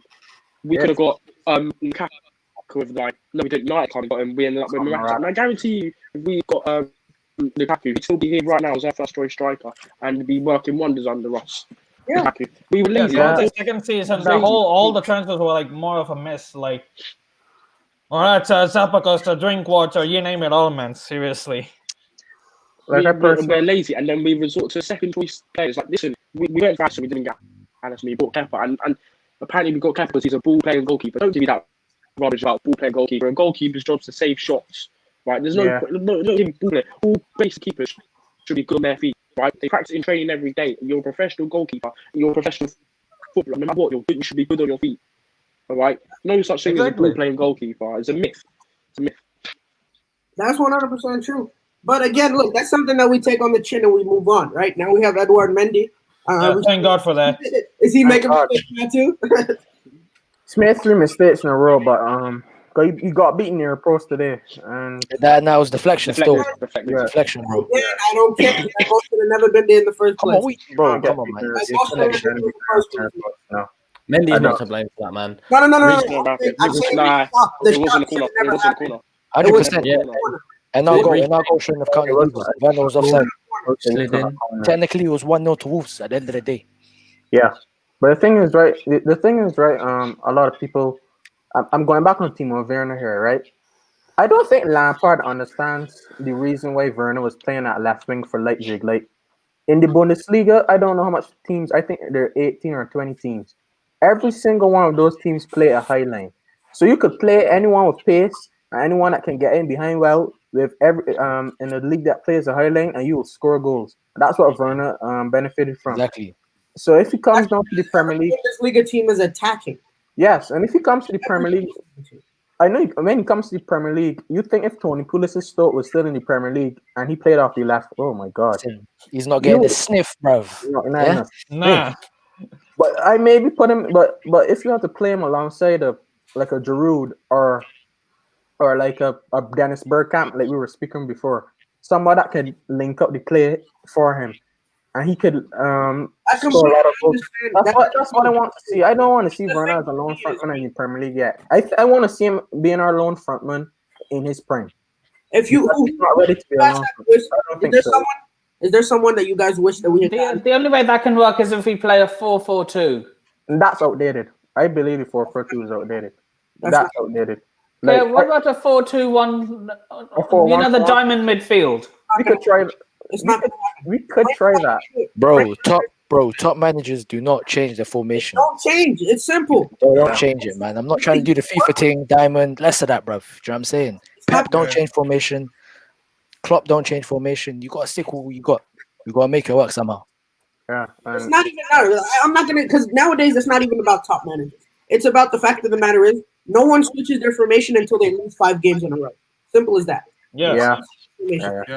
They stick with what they have, and because that's what they try to build on, and that's what we're going to do. We're not going to do diamonds. We're not going to do any of that. We're going to hope that our players get fit again and hope that we go on form again before we even think about making changes. But the thing is, right, I think Lampard contradicted himself this entire season, because I think the initial idea he wanted to play was 4-2-3-1. And then he realized that Kovacic and Kante doesn't work in the pivot too well. Neither does Jorginho. So we don't know up to this day if he still wants Declan Rice to play alongside Kante in a double pivot. We don't know that yet. Or if he wants the 4-2-3, I don't know. Because I think the initial goal was for us to play 4-2-3-1 with a pivot with Kante and someone else in the pivot and Havertz in front of them. So I don't know if that's going to be the case. In January, we're going to go and get Declan Rice, and everything changes now. So I don't know. It's not going to happen because that means Mason Mount gets dropped. But bro, what top teams play over 4-2-3-1 nowadays? No one. No one. Really? Because hold on. Man City did. Man City did. They're playing with a Rodri and Gundogan. But I always said that. I think. Hold on. I'm just gonna say this. Yeah. This isn't a club. This isn't a club, but France play a 4-2-3-1. For your information, they have Griezmann as the shadow striker. Yeah. With Mbappe and Dembele on the wings, and then they play Giroud up top. Yeah. They play a 4-2-3-1. Can I say this? Okay. I think in the modern Premier League, 4-2-3-1 formation, that's not gonna work. Bro, it don't work. It don't work. If it was like go back to the old school days, back in the original Big Four, it might work. But on this current time, it not. That's my point, because I think teams will be pragmatic. That's what I think. True. That's true. I actually think Frank did want to play 4-3-3. I think he was just waiting to see if Conte can play the low DM. I think he wanted to get again. The real reason that Werner plays is because he holds that defensive line so far back. Yeah. That's the main reason why he loves having him in the team, because he just holds it. And that gives us the opportunity to hold the possession. Because, once he gets past, he's not, I understand he misses balls, but those are balls that are, crossed into him. If he gets balls that are at his feet and he's going with it, he's not missing those at all. He's never going to miss those. So I think it's a matter of time. I think it's just a matter of time before we start seeing the team gel back together again. Again, just worry about these injuries. I'm not going to go into a Jurgen Klopp spell and, blame the injuries, but, we just got to recover, because those are our only wingers, literally. And we can see how one-dimensional our play gets when we don't have Ziyech. So this should prove to Lampard that we need to go out. I'm not saying we don't need only a winger. We do need a center defensive mid so that Conte can get rest as well, because he's getting tired as well. He couldn't. But who do we bring? Who do we bring as a CDM? As a CDM, I would. Declan Rice. I love Declan Rice. I think he should be the number one. No. I don't rate Declan Rice. Why not? Who are you going to bring in instead? Some of the tackles he makes are Brozovic from Inter Milan. Brozovic. Let's be serious here, man. Let's have serious. Time out. Serious here. Time out. This is the January transfer window, right? We just saw what happens when we got a midfielder that is not from the Premier League. Why would we do that again? Yeah, Brozovic. Let's be serious here. Let's be 100%. Brozovic is past his best. He doesn't even make it into Conte's team. If we want to get on the level of the Citizen Liverpool, why buy scraps of No, we're not going to buy. Replace Conte eventually. That's what you're going to do. He doesn't even play. Okay, but how high is Declan Rice's ceiling really? As high as it can be. This is the whole point. He's never going to be in the same bracket as your Busquets, as your Contes. So he doesn't need to be. That's not the type of game we play. He just needs to be a good player. He just needs to be a good player. That's all. He literally just needs to cover the two center backs. That's all we need him to do. That's it. The thing is with Declan Rice is, will he mind sitting on the bench? No, because he's playing week in, week out for West Ham. Yeah, and what are they going to do in the future?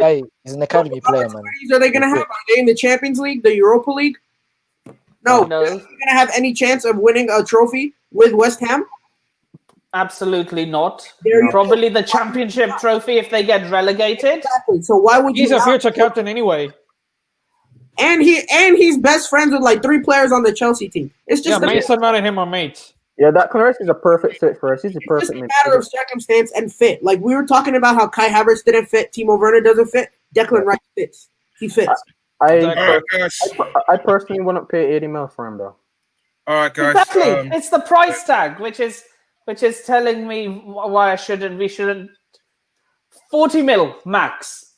Otherwise, we need to look for someone else. All right, guys. Before this stream get cut out, I'd like to say thank you for all of you to tune in to phone in today. It's been a hectic 2 hours though, and thank you for all of you to tune in to the Blues Fan TV again, and see you on Monday. I'll see you on the Monday call in. Yeah. See everyone, mate, up the Chelsea. Yeah. See you, man.